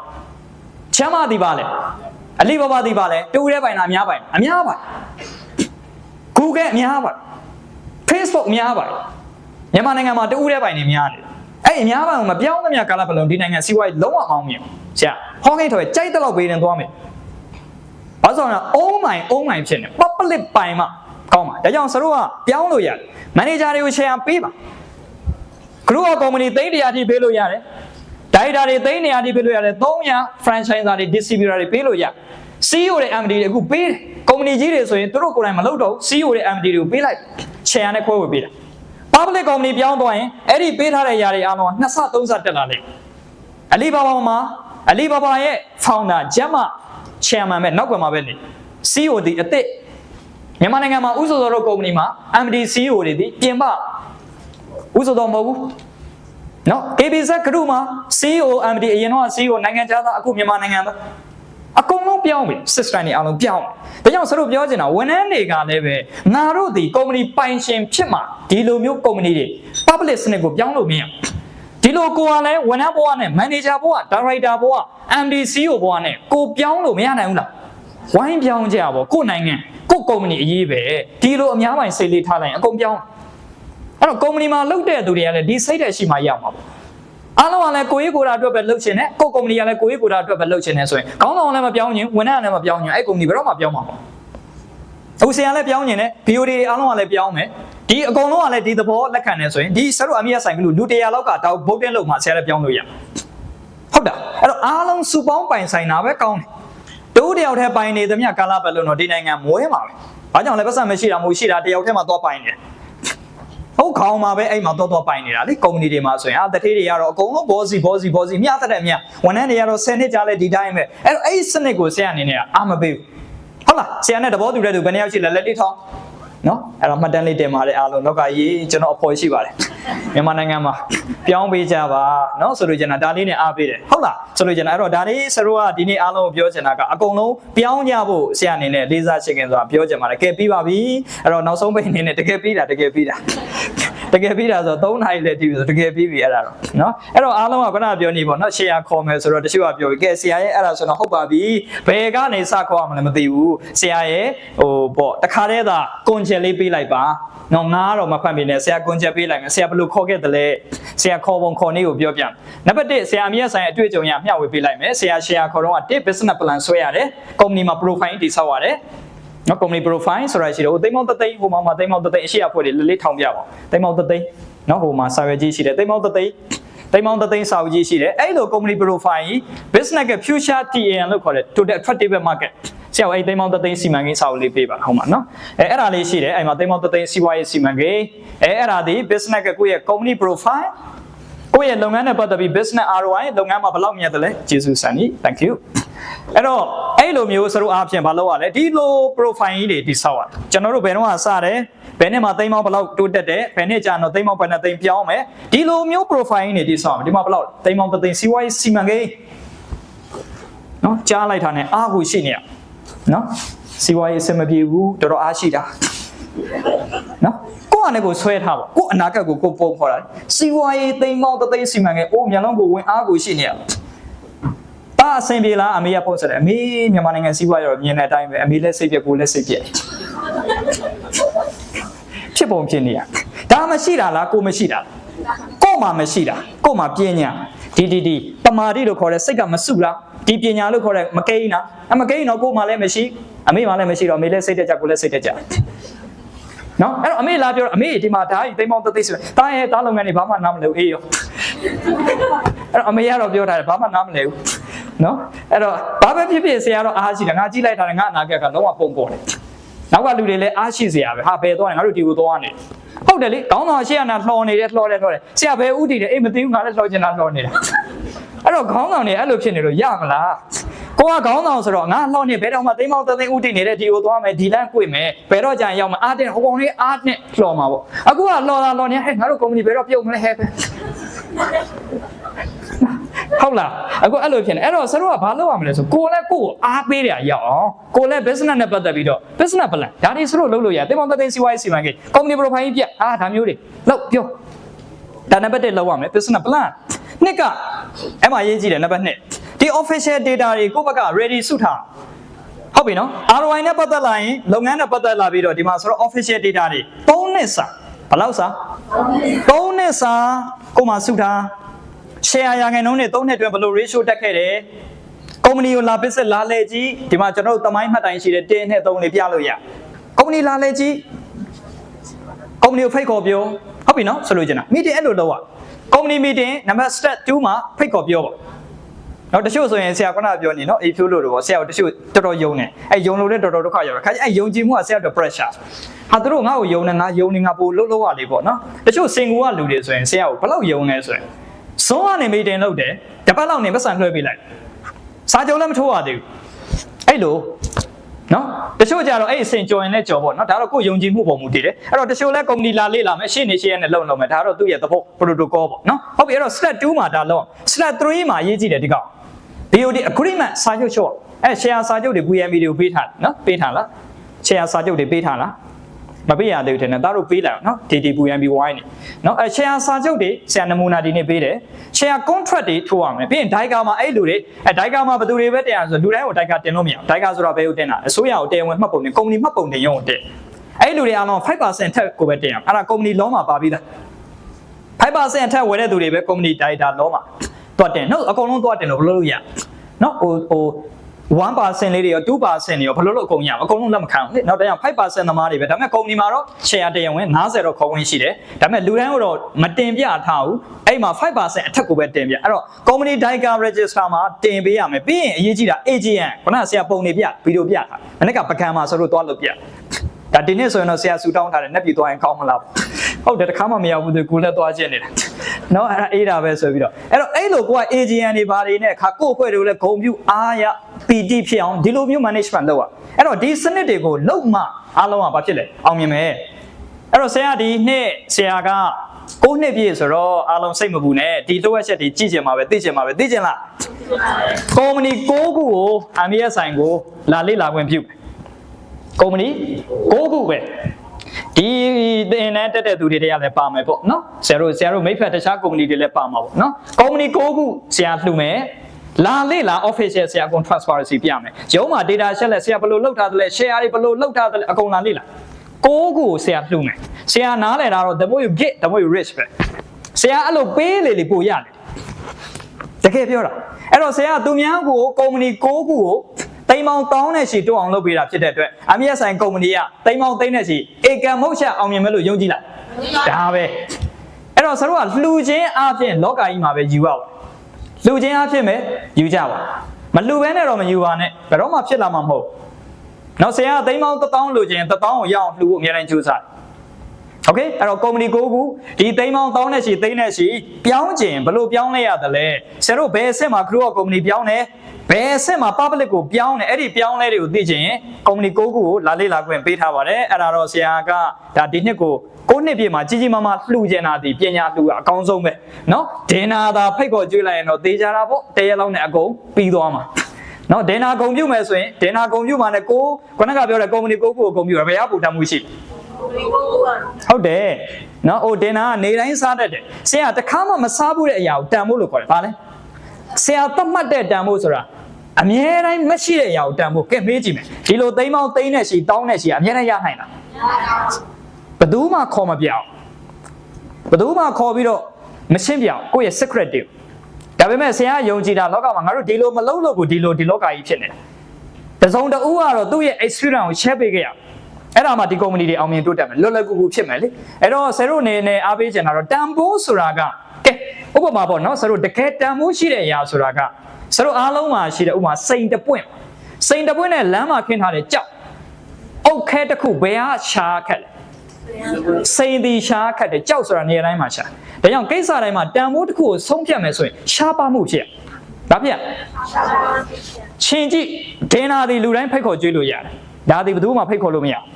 ကုမ္ပဏီတိုင်းကိုလည်းပြောလို့မရအဲ့ဒါဒီရှားပါပစ္စည်းပဲเนาะဆိုလို့ကျန်တော့ဆရာတော့ဒါတစ်နှစ်လောက်ဆွဲထားဒါရိုးသားပြောမယ်ဒီသိန်းပေါင်း3သိန်းစီမံကိန်းရဆရာတစ်နှစ်ကြာတယ်အမြင့်ဆုံးမှာဆွဲတာလင်းပေါ်မှာဆွဲထားအမြင့်ဆုံး atmosphere လေတို့အမြင့်ဆုံးမှာဆရာဆွဲမန္တလေးခရီးစဉ်တိုင်းမှာတရွက်ပဲပြီးတယ်တခါတော့မှတရွက်ပဲပြီးတယ်เนาะဒါကြောင့်အဲ့တော့ဒီစီမံကိန်းဆရာဆွဲထားတယ်ကုမ္ပဏီ9ခုတော့ရအောင်လှုပ်ပေးပါမယ်ဒါလေးနဲ့အားလုံး48ကင်ဆိုအားလုံးကိုအားပေးကဲပြီးပါပြီအဲ့တော့ဒီနေ့ဆရာအနေနဲ့အားလုံးပြောချင်တာကပြီးပြီเนาะအဲ့တော့နှစ်ချုပ်လေးကဆရာတော့ရည်ရွယ်ချက်ကြီးမားတယ်ကြီးမားတာဖြစ်တဲ့အတွက်အားစိုက်မှုလည်းတော်တော်ကိုလောက်ရမယ်လို့ယုံကြည်တယ်အဲ့တော့ထည့်ဝင်ပေးထားတဲ့ BOD တွေအားလုံးလည်းကျေးဇူးတင်တယ်ဆရာရှင်ကြီးနေဆရာတော့တစ်နှစ်တွင်းများပိုင်ပြောင်းမယ်ဒါမှနှစ်ကလည်းကြီးညာထားတာဖြစ်တဲ့အတွက်2025အစာပိုင်းဖြစ်ဖြစ်2024အခုနှစ်ကုန်9နှစ်ပြည့်မှာဖြစ်မိသလောက်ပြောင်းပေးသွားမယ်ပေါ့နော်ဆရာတို့ကတော့အဲ့လိုပြောင်းမယ်အဲ့တော့ပါဝင်ကြတဲ့ BOD တခု BOD ကတော့ရောက်340လောက်တော့ရှိပါပြီတနိုင်ငံလုံးမှာတော့ဆရာတို့အများကြီးပဲအကြောင်းပညာရေးမှာလုပ်ပေးနေတာအဲ့တော့ဖိတ်ခေါ်ပါတယ်အားလုံးလည်းစိတ်ဝင်စားရင်နောက်တစ်ခုကတော့ဆရာစီမံကိန်းကတော့အများဆိုတာဖြစ်တဲ့အတွက်အများအတွက်ပဲလုပ်ပေးခဲ့မယ်ဆရာတို့က constitution management မှာ corporate governance လို့ခေါ်တယ်အများနဲ့စုပေါင်းအုပ်ချုပ်တဲ့စနစ်ကိုပဲဆရာတော့ဖန်တီးပေးခဲ့အခုလည်းအဲ့ဒီတော့ကိုပြောင်းပေးနေတယ် public ကိုတော့ဆရာတော့2025ကိုမှန်းထားပါတယ်နော်2025ကိုမှန်းထားတယ်သိန်းပေါင်း9000ပြည့်တဲ့နေ့ပြောင်းပေးမယ်အဲ့9000ပြည့်တဲ့အချိန်မှာအများပြည်သူကိုဆရာတို့သိန်းပေါင်း3000ထုတ်ရောက်မယ်ပထမနှစ်မှာတော့သိန်းပေါင်း1000ဆရာတို့ရောင်းချပေးမှာအဲ့ဒါတော့ဆရာတို့နောက်နှစ်စီမံကိန်းတွေဖြစ်ပါတယ်နော်ဒါလေးနဲ့ဆရာအနေနဲ့ကတော့အားပေးတယ်ကဲဟုတ်ပြီနောက်တစ်ခုကဆရာဒီနှစ်9နှစ်ပြည့်မှာဆရာဒီကြီးလေးတစ်ခုပေါ့နော်သင်တန်းလေးတစ်ခုလုပ်ပေးခဲ့ချင်တာရှိတယ်9နှစ်ပြည့်မတိုင်ခင်မှာ ဆရာဘောမှာတွေ့ကြုံခဲ့သမျှအတွေ့အကြုံတွေပေါ့ခုနပလန်နေတွေဒီကုမ္ပဏီစနစ်ပြောင်းလဲတာတွေနော်ကုမ္ပဏီကပြောတဲ့ဆိုတော့ဆက်တက်လောက်ထားတယ်အဲ့ဒါကိုဆရာသင်တန်းဖြစ်ပေါ့နော်ဆရာအကြံပေးတွေကတော့အခုကုမ္ပဏီကြီးတွေဥက္ကဋ္ဌကြီးတွေပေါ့နော်သူတို့ဖိတ်တာတော့သိန်းရာနဲ့ရှိဆရာတို့ဒါဖိတ်ခေါ်မှပဲရမယ်တိုးတော်လဲဆရာစဉ်းစားတာငါဒီအကြံဉာဏ်တွေကိုစုပြီးတော့ပေးလိုက်မယ်တယောက်ကို50သိန်းလောက်နော်50သိန်းလောက်နဲ့စုလိုက်ရင်10ယောက်လေးရတယ်ဆိုရင်တော့ငါအကြံပေးလို့မရဘူးလား10ယောက်လောက်တော့မျှခံပေါ့နော်အဲ့လိုလေးဆရာအနေနဲ့တော့ဆရာရဲ့ဒီအကြံဉာဏ်တွေကိုတော့ပေးခဲ့ခြင်းနဲ့အဲ့ဒါနဲ့ပတ်သက်ပြီးတော့ဆရာတော့ဒီနေ့ဒါဆရာကွန်ပျူတာအဖြစ် gift coupon 9သိန်းတန်လေးပေးထားတာရှိပါတကယ်တော့ဆရာဒီသင်တန်းကိုဈေးကြီးအောင်နော်ဈေးကြီးတယ်လို့မထင်ပါနဲ့ဆရာကတန်ဖိုးကြီးလို့ဈေးကြီးပေးပြီးတော့ဆရာဖွင့်ထားတာပေါ့တန်ဖိုးမထားပါဆိုတော့19သိန်းသင်တန်းကြီးက19သိန်းဒါပေမဲ့အဲ့မှာအကုန်ပါတယ်ဆရာသင်တန်းပေးမယ်အကြံပေးတာပါမယ်ပထမတစ်လ4ရက်သင်တန်းပေးမယ်ဒုတိယလမှာတော့ဆရာနဲ့ consulting 10သိန်းတန် consulting ယူမယ်နောက်ဆရာကတော့ဒီ networking လုပ်ပေးမယ်ရန်ကုန်မန္တလေးလုပ်ငန်းရှင်အနေနဲ့တွေ့ရဆရာတို့ကြံခဲ့တဲ့လကနော်ဆရာတို့မန္တလေးမှာဥက္ကဋ္ဌကြီးတို့နဲ့လုပ်ငန်းရှင်တချို့နဲ့ဆရာတို့ network လုပ်ပေးပါတယ်တော်တော်အကျိုးရှိပါအဲ့လိုပဲဒီကလူတွေမန္တလေးသွားခြင်းမန္တလေးကလူနဲ့ network လုပ်ပေးမယ်ဟိုမန္တလေးကလူတွေကရန်ကုန်လာခြင်းရန်ကုန်နဲ့ network လုပ်ပေးမယ်ဆရာတို့တနင်္ဂနွေသွားဆရာကလုပ်ငန်းရှင်တော်တော်များများနဲ့ရင်းနှီးမျိုး30ပတ်ပြီးတော့အခုလိုစာသင်ခဲ့တာ business management တထေးတော်တော်များများကိုစာသင်ပေးခဲ့ဘူးတဲ့ကုမ္ပဏီတွေတိုင်းဒေသတွေရဲ့တော်တော်နာမည်ရှိတဲ့ကုမ္ပဏီတွေဆိုရင်ဆရာနဲ့မကင်းစာအုပ်တော်၎င်းဆရာအကြံဉာဏ်ပေးတော်၎င်းအဲ့ဒီကုမ္ပဏီကိုသင်တန်းတော်၎င်းဆရာလုပ်ပေးခဲ့ဘူးတယ်နော်ကုမ္ပဏီကြီးတော်တော်များများရှိပါတယ်နော်အဲ့ဒီအတွက်ဆရာအနေနဲ့ကတော့ဒီနေ့အားလုံး network လဲတက်နိုင်သမျှရှိပေးမယ် consulting training ပေါ့နော်အဲ့ဒါနဲ့ပတ်သက်ပြီးတော့သင်တန်းကြီးကတော့ဈေးကြီးတယ်လို့မပြောပါနဲ့နော်ကြောက်နဲ့ပေါ့ okay ဈေးနဲ့ရွှေဈေးတော့ဘယ်တူပါမလဲနော်တူလားဘယ်တူမလဲเนาะအဲ့တော့သင်တန်းကြီးကတော့19သိန်းနဲ့ဖွင့်ပေးထားတယ်တိုးတော်လဲဆိုတော့အားလုံးဒါအဆင်ပြေအောင်ဒီမှာကူပွန်လေးတွေနဲ့ပြန်ပြီးတော့လက်ဆောင်လေးတွေနဲ့တက်တောင့်တက်တာဖြစ်အောင်ပေးထားပါတယ်အဲ့တော့ you think I finish အားလုံးတွေးနေတဲ့အချိန်ဆရာတော့နားဖို့ပြင်နေပြီဆရာပြီးပြီ I finish ငါလုပ်ဆရာရှိတာလုပ်ပြင်တော့ငါနားမယ်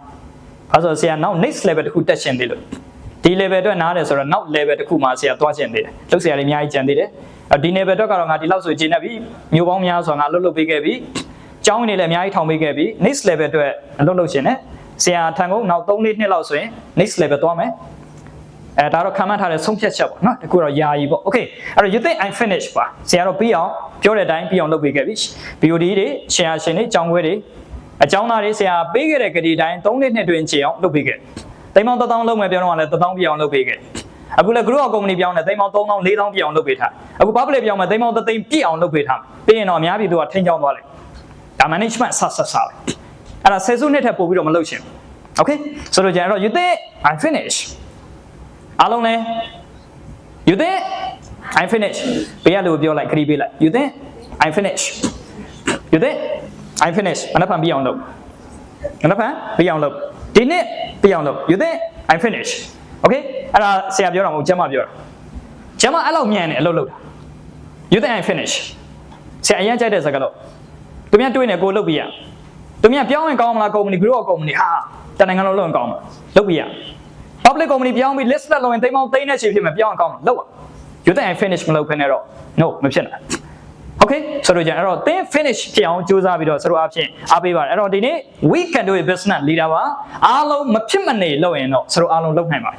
ယုံလားယုံပါတယ် we can do it business leader သိန်း100လေးနဲ့ပဲစသိန်း1000လေးပဲစ1000ကဏ္ဍရှိတယ်အလဲတန်းလေးပဲရောက်နေပေမဲ့အထက်တန်းရှိနေတယ်မဖြစ်နိုင်ဘူးလို့မပြောနဲ့နောက်10နှစ်ဆက်တက်ဆရာယုံကြည်တာကငါဘလောက်ခက်ပါစေငါတက်မယ်ခက်ရင်တက်ပါဆရာသိန်း1000လောက်လည်းတော်တော်ခက်ခဲတယ်အဲ့တော့ငါသိန်းပေါင်း1000တက်ခဲ့တယ်ပေါ့ဆရာဘွားဆရာသိန်း1000လောက်တော်တော်ခက်ခဲတယ်ပတ်စံမရှိတဲ့ဘွားငါသိန်း1000တက်မှဒီကိစ္စကိုပြေးလဲအဲ့တော့အခု1000ကဏ္ဍလောက်ကဆရာသိအကြောင်းမဟုတ်ရှင်းပေးနိုင်တယ်3လအတွင်းဆရာရှင်းပေးနိုင်တယ်သိန်း1000ကဏ္ဍဒါပေမဲ့1000ကဏ္ဍဖြစ်လာတဲ့အချိန်ဆရာတက်အောင်မယ်ဘယ်ဟုတ်တက်သိန်းပေါင်း3သိန်းသိန်းပေါင်း3သိန်းငါတက်လှမ်းနိုင်တဲ့အချိန်မှာတော့ဒီ1000ကဏ္ဍကလွယ်သွားလိမ့်ဆရာနားတယ်လားငါတဒန်းကိုခတ်ခဲ့တယ်ဒါပေမဲ့ငါ10တန်းမရောက်ခဲ့လို့10တန်းကိုသာငါဖြေနိုင်ပြီဆိုရင်ဒီတဒန်းကငါပြောပြဿနာမဟုတ်ဘူးအဲ့တော့ခတ်ရင်တက်မဲ့သူဘယ်နှယောက်ရှိလဲလက်လေးထောင်ကြွေးကြော် universe ကိုကြွေးကြော် I promise universe I promise universe စัจ java ကိုကြွေးကြော်လိုက်ဂတိပေးလိုက် I promise I commitment okay ဆိုလို့ကျန်အဲ့တော့ဒီနေ့အဲ့လိုဂတိတန်တိတ်ထန်တဲ့ဂတိသစ္စာတည်သောအခါနွယ်မြတ်တစ်ပင်လင်းအောင်ဆေးဘက်ဝင်ရင်ဒီဂတိသစ္စာကိုထိန်းကျောင်းပြီးတော့ကြိုးစားမယ်လူသားတွေဘာကြောင့်မစွမ်းဆောင်နိုင်ရမလဲစွမ်းဆောင်ခြင်းဆိုတာသစ္စာတည်ရသစ္စာတည်သောသူဒီစွမ်းဆောင်နိုင်စွမ်းရှိတယ်မေတ္တာရှိသောသူဒီအများကိုစည်းရုံးနိုင်စွမ်းရှိတယ်မေတ္တာရှိမှလူပေါင်းများဆိုတော့ BOD ပေါင်းများဆိုတော့စည်းရုံးနိုင်မယ်မေတ္တာတဲ့အပြည့်တော်ရှိရအများကောင်းကျိုးမေတ္တာအပြည့်ရှိမှ BOD အားလုံး shareholder အားလုံးဝန်ထမ်းအားလုံးမိဖက်အားလုံးကကိုယ့်ရှိစည်းရုံးလာလိမ့်တောင်ဆရာအစုံမင်းလေးတစ်ခုနဲ့အဲ့မှာညီကုန်းချုပ်ချင်ပါတယ်မေတ္တာဖြင့်လူများကိုစည်းရုံး၍သစ္စာဖြင့်အလုံးများကိုဆွမ်းဆောင်မအောင်ကိုအောင်မြင်မေတ္တာဖြင့်လူများကိုစည်းရုံးပါသစ္စာဖြင့်စီးပွားကိုဆွမ်းဆောင်မအောင်ကိုအောင်မေတ္တာသစ္စာညီသောအခါအားလုံးအစွမ်းထက်လာလိမ့်နော်ဒါကြောင့်ဒီနေ့မှာကျင့်စရာအများကြီးမဟုတ်ပါဘူးဗာလဲမေတ္တာသစ္စာအဲ့တော့ဒီနေ့တယောက်ကြတဲ့အတွက်အားလုံးအကျိုးရှိမယ်လို့ယုံကြည်ပါတယ်အကျိုးရှိပါလားရှိပါတယ်အကျိုးရှိတယ်ဆိုရင်အကျိုးရှိအောင်ဘယ်သူလုပ်ခဲ့တာလဲအားလုံးရွေးချယ်ခဲ့တာပဲဒီဆီမီနာကြီးရှိနေတယ်ဒီခမ်းမကြီးရှိနေတယ်အားလုံးဒီထဲကိုရအောင်ဘယ်သူကိုယ်တိုင်ခြောက်လန်းခဲ့တာလဲကိုဂုံပြူသွားဖြစ်လက်ကိုယ်တန်လေးဒီဂုံပြူပေးလိုက်ဆရာအမြဲတမ်းကျေးဇူးတင်တာအားလုံးဒီလူတွေသာမရှိရင်ငါခုံနေနဲ့ပဲနေတိုင်းစကားပြောအောင်တကယ်ပြောတာငါဒီလူတွေသာမရှိရင်ငါကုမ္ပဏီငါဘလောက်ကြီးတိမ်မောင်သိမ်ထွင်းဖြစ်ရှယ်ယာရှင်တွေသာမရှိရင်ငါဘယ်လိုလုပ်မလဲဒီဝန်ထမ်းတွေဘယ်လိုလာစာပေးမလဲဒီကျောင်းကြီးတွေငါဘယ်လိုရင်းနှီးမြှုပ်နှံမလဲဆရာအမြဲတမ်းတွေးတာကအများပဲဒါကြောင့်နေတိုင်းမြတ်တာပို့စဝိုင်းဝိုင်းပြီးတော့နေတိုင်းမြတ်တာပို့နော်အဲ့တော့ဒီနေ့ဆရာရဲ့ဒါဒီနေ့ကဆရာကဒီခန်းသားကိုလုပ်တဲ့ရည်ရွယ်ချက်တွေကဆရာဒီပညာတွေကိုလည်းပေးချင်တာလည်းတစ်ပိုင်းပေါ့နော်နောက်တစ်ပိုင်းကတော့ဆရာရဲ့ဒီတင်းကိုလည်းဂုဏ်ပြုပေးချင်တာနဲ့ဒါ6လပြည့်ပေါ့နော်ဒါဒီနှစ်ဆိုတော့6လပြည့်တဲ့အချိန်မှာမနှစ်ကတစ်နှစ်လုံးစာဆရာကောင်းကြီးဆိုအချိန်မှာပြောရတာတော့နည်းနည်းနော်ဖြစ်ရပါတယ်မနှစ်ကတစ်နှစ်လုံးစာကိုဆရာတင်းကဒီနှစ်6လနဲ့အပြီးသူတို့ target ပြည့်အောင် management လုပ်ပေးကြတော့တင်းကိုကွန်ပျူတာအပြင်လက်ကိုတန်းလေးတီးပါမနှစ်ကတစ်နှစ်လုံးစာလုပ်တဲ့ management ခရီးကိုဆရာတို့ဒါ6လနဲ့သူတို့အများကြီးလုပ်ပေးခဲ့ပါတယ်အဲ့ဒီအတွက်လည်းဆရာကဒါပေမဲ့ပေါ့ဆရာကောင်းစုခုနပြောသလိုပေါ့ inflation rate ကြောင့်လည်းပါလိမ့်မယ်ဆရာတို့အများကြီးတော့အထောက်အောင်မယ်တိုးတော့ဝရိယတော့မချောဘူးပေါ့နော်ငါနောက်6လကိုတော့အများကြီးလွတ်လောက်အောင်မယ်အဲ့တော့ဆရာရဲ့ဒီပေါ့အလှပေါ့အခုကတော့9နှစ်ပြည့်မတိုင်ခင်မှာအလှပွဲတွေအခုလိုတောက်လျှောက်လှုပ်ရှင်နဲ့ share တွေလှူနိုင်တဲ့လောက်လည်းလှူပါမယ်ပြီးရင်လည်းဆရာရဲ့ system တွေကိုမျှဝေပေးနိုင်တဲ့လောက်မျှဝေပါ company ကိုခုလည်းဆရာလှူပေးပါမယ်နောက် share ရဲ့ကောင်းကျိုးကိုလည်းရနိုင်တဲ့လောက်ပြောပေးပါကိုတိုင်းလည်းစံပြရှေ့ဆောင်လက်ပြလုပ်ပြပါကိုတိုင်းမလုပ်ပြဘဲနဲ့တော့ဘယ်သူမှကိုယ်ယုံကြည်လာမှာမဟုတ်နော်ဆရာတရားလောက်ရတာအရင်ကောင်းတယ်ဆရာလုပ်ပြီးပြီလားအေးငါတော့မနှစ်မှနောက်နှစ်မှလုပ်မယ်နော်ဆိုလို့ကျင်တာအဲ့ဒါဆိုရင်ဆရာလုပ်တာအရင်ကောင်းတာပဲခမ ्या လုပ်ပြီးပြီလားအေးငါတော့သူများပြောတဲ့ကြားပဲဆိုတော့ဘယ်သူမှလိုက်လို့မှာမဟုတ်လူဆိုတာတဲ့အပြောကိုနားထောင်တာတဲ့အလုပ်ကိုနားထောင်တာတင်ရခိုင်နှုန်းပုံများဘုကြောင့်ဆန်ခက်ကပြောခဲ့တဲ့သူတွေအများကြီးပဲတိုးတော့ဘုကြောင့်အောင်ဆန်ဒီလုံနိုင်ခဲ့တဲ့ပုဂ္ဂိုလ်ဒီနေ့မရှိစေကောင်းဘူးရဆရာတို့စင်ကူမှာသပွဲထိုးပြီးတော့ကြောင်းတက်ရှိတယ်ပညာရတစ်ခုဆိုတာရှိတယ်ငွေသိန်းပေါင်းသိန်းနဲ့ရှိဆိုတာရှိတယ်အဲ့ဒီအချိန်မှာဆရာဘယ်စနပလန်ဆွဲတာဘယ်တငယ်ချင်းမှမယုံပတ်စံမှမရှိတာဒီလိုကြီးလုံမှာတနိုင်ငံလုံးလုံမှာဘယ်သူမှမယုံဆရာယုံတယ်သိန်းပေါင်း3သိန်းစီမံကိန်းသိန်းပေါင်း1000စပြီးတော့သိန်းပေါင်း3သိန်းအဲ့လိုအဲ့တော့တစ်က belief ကိုယုံမှာနံပါတ်1ကပါလဲ belief ယုံရမှာ1 the best အကောင်းဆုံးဖြစ်အောင်ကြိုးစားဆရာပြောတယ် cause ကိုပဲ iron side အဖက်ကသူများကိစ္စအကျိုးဆိုတာသူများပေးတာအကြောင်းဒီကိုပိုင်တနေ့ကိုဘလောက်အားဆိုင်မလဲတလဘလောက်အားထုတ်ငါဘလောက်ကြိုးပမ်းခဲ့မယ်ဆိုတော့ the best အားနဲ့အင်းနဲ့အမြဲတမ်းအလုပ်လုပ်ရှိသမျှသစ္စာမြတ်တာအပြည့်တော့ okay the best ဖြစ်ပြောတဲ့စကားလုံးတိုင်းမှာ the best စကားလုံးကိုရွေးချယ်ပြီးမှပြောမယ်လုပ်တဲ့အလုပ်တိုင်းမှာ the best ဖြစ်အောင်အမြဲတမ်းလုပ် the best ဖြစ်နံပါတ်1နံပါတ်3 the big လုံးဝလုပ်ကြီးဖြစ်အောင်လုပ်ဟုတ်တယ်အဲ့ဆိုမင်းကလေးယူလာပါပြီးရင်လက်ဆောင်ပေးခြင်းတယ် 3B ကတ်ကလေးယူလာတာစောနောက်ဆုံး B က the big အကြီးဖြစ်အလီဘာဘာတိအကြီးပဲဘုကြောင့်ဆန်တိအကြီးပဲဗုဒ္ဓဆိုတာအကြီးဆုံးကဲတတော် big အဲ့တော့ဆင်းရအနေနဲ့စီဝါရေး business တွေနဲ့ပတ်သက်ပြီး 3B အားလုံးအားပေးလိုက်တယ်belief ယုံကြည်ရမယ်ပြီးရင်နှစ်က best အကောင်းဆုံးကြိုးစားရမယ်ဒါတပ်ပုံကတ်လေးတပ်ပုံပေါင်း best ကောင်းဆုံးစူးစမ်းနောက်ဆုံး bit အကြီးဆုံးဖြစ်အောင်လုပ်ကြအဲ့တော့မှစီးပွားရေးတွေနဲ့ပတ်သက်ပြီးတော့အောင်မြင်မယ်လို့ဆရာအနေနဲ့အားလုံးကိုယုံကြည်အားပေးရင်မြန်မာနိုင်ငံမှာရှိတဲ့သူတိုင်းအားလုံးဒီယုံကြည်ရာကိုအကောင်းဆုံးလုပ်နိုင်ပြီးတော့အကြီးမားဆုံးဘဝတွေကိုပြောင်းလဲနိုင်ဆိုရင်ရှိရဘဝဆိုတာကိုလှုပ်ရှင်တဲ့အရာတွေကိုလုပ်ခဲ့ဖို့ပဲဒါမှဒီထက်ကနေ exit ထွက်လို့ရနော်ဆရာကတော့ဘဝရှိတဲ့သူတိုင်းကိုလူတိုင်းကိုယုံတယ်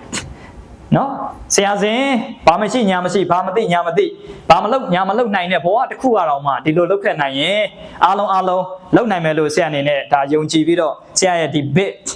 နဲ့ပတ်သက်ပြီးတော့เนาะအဆိုမင်းလေးတွေအားလုံးကိုဒါနှစ်ခုပေါ့เนาะကျန်တာတွေကတော့ရတယ်သူတို့ဝန်ထမ်းသက်သာရအောင်ရောင်းပေးလိုက်ပါဟုတ်ပြီเนาะအဲ့တော့ bit နဲ့ပတ်သက်ပြီးတော့ဆရာအနေနဲ့ဒီမှာဆရာကတ်ကလေးတွေနဲ့အားလုံးလက်ဆောင်ပေးမှာဖြစ်ပါတယ်အားလုံးအဲ့တော့ဆရာလက်ဆောင်အစီအစဉ်နောက်ဆုံးပိတ်အနေနဲ့အစီအစဉ်ကတော့ရွေးချယ်ပါတယ်လာယူတဲ့သူရတာပေါ့နော်လာယူတဲ့သူရမယ်โอเคဟုတ်ပြီမပြေဘူးလာရပြီโอเคလာယူတဲ့သူ2ယောက်အိုးဒီကောင်းလေးလက်သွက်လိုက်တာမြန်မြန်ချမ်းသာမှသူတို့ရလားโอเค thank you လက်ခုပ်လေးတီးအားပြလိုက်ပါ okay you think I'm finished သူများယူဖို့စဉ်းစားတဲ့အချိန်ကိုရောက်နေပြီဖြစ်ဟုတ်လားအဲ့တော့အမြန်နဲ့သူရမှာပဲခက်ကမြန်ဆိုတာမြန်တာနော်ရုပ်နဲ့ဘယ်တော့မှအလုံးမလုံးနဲ့မြန်နဲ့ရင်လုံးမြန်ဆိုတာအရင်မြန်နဲ့လုံးဟုတ်မြန်နေရမြန်ရင်ရုပ်နဲ့လုံးမလားညံနဲ့လုံးစီးပွားရေးမအောင်မြင်ခင်ကညံနဲ့မှအောင်မြင်နေပါစေစီးပွားရေးမလုပ်ခင်ကညံနဲ့မှလုပ်ပြီးသားဖြစ်ပါစေအရှိမသိမ်းပေါင်းသိမ်းစီမံကိန်းအကွက်ကြီးပြထားတယ်အကွက်ကြီးနော်သိမ်းပေါင်းသိမ်းစီမံကိန်းရဲ့အကွက်ကြီးအရှိပူရန်ပြီးနှစ်ဝိုင်းမှာအကွက်ဝိုင်းဆွဲပြထားတယ်အားလုံးအဲ့တော့ညံနဲ့အရင်အောင်မြင်နေပါစေရုပ်ကနောက်ကလိုက်လိုက်ရုပ်ကတော်တော်ကြားလိုက်ကောင်ဒီကောင်နော်မန္တလေးကိုသွားကျင်တယ်ဆိုတော်တော်ကြားလားနော်မနက်ဖာမှာရောက်မှာအခုမှလင်းလက်မှတ်စီစဉ်မှာတော်တော်ကြားတဲ့ရုပ်ညံကတော့အခုချက်ချင်းရောက်ညံသမားတွေဖြစ်မယ်ညံသမားတွေဒီနေ့လက်လေးထောင်ပြီးတော့ကိုယ့်ကိုဂတိပေးကြညံသမားတွေညံရှိပန်းအောင်မြင်ရမယ်ဟဲ့ညံရှိပန်းအောင်မြင်ညံရှိစီးပွားရေးမှာညံရှိပန်းအောင်ကိုအောင်မြင်မှရနောက်တစ်ယောက်ဒီနေ့အဲ့တော့ 3B နဲ့ဆရာအနေနဲ့ယုံကြည်တယ်အဲ့တော့ဆရာဒီနေ့အဓိကနှစ်ရှုပ်ပြန်ပြီးတော့ recall လုပ်ချင်တာကသိမ်းပေါင်းသိမ်း formula ကိုပေးလိုက်တယ်အဲ့ဒါဒီပါလေလူဘယ်နှယောက်100ထုတ်လို့ဝန်ဆောင်မှုပေါင်း1000ဖောက်တယ်ပေါင်း1000သိမ်းပေါင်းသိမ်းအဲ့လိုလုပ်ဖို့အတွက်ပန်းကျော်တထေးတို့ရဲ့ရွတ်တဲ့ formula ငါတထေးတွေကိုအားကြတယ်ငါလည်းချမ်းသာမယ်လို့ယုံကြည်တယ်ချမ်းသာတဲ့နေ့သူများတွေကိုမျှဝေပေးမယ်အဲ့ယုံကြည်ချက်နဲ့အလုပ်လုပ်ရမယ်โอเคဆိုလို့ချင်တာနောက်ရေးကြည့်တာတော့ဆိုတော့ပတ်စံရှာနေ3ချက်ပေးလိုက်ပတ်စံလိုအပ်လာရင်ဘန်နေနဲ့ချိတ်ဆက်ရှာမလားရှယ်ယာထုတ်ရောင်းတာပိုကောင်းတယ်ဘန်ကမှကော်ရထော်တောင်းနေဦးမယ်ရှယ်ယာလောက်တာတော့အကောင်းဆုံးပဲဟုတ်ပြီနော်အဲ့တော့ company level ဘယ်နဲ့ဆင်းရှိတယ်3ဆင်းရှိတယ် standard company သေးစမယ်3000လောက်ပိုင်လိမ့်မယ်ရောင်းမှာ share နဲ့လုပ်ပါ group of company လုပ်လိုက်ပါ3000လောက်ပိုင်လာလိမ့်ရောင်းအဲ့တော့ကျန် company အများကြီးရောက် share တွေအများကြီးရောက်ပြီး public company ပြောင်းပြီးရင်တော့သိန်းပေါင်း3သိန်းတန်လာလိမ့်အဲ့တော့ကျန်အများကြီးပဲရောင်းเสีย okay ဆိုတော့ကျန်တာဒါနဲ့ကြိုးစားအဲ့လိုသွားဖို့အတွက်အရေးကြီးဆုံးအရာကတော့စတို့အားလုံးဝန်ထမ်းတွေအစား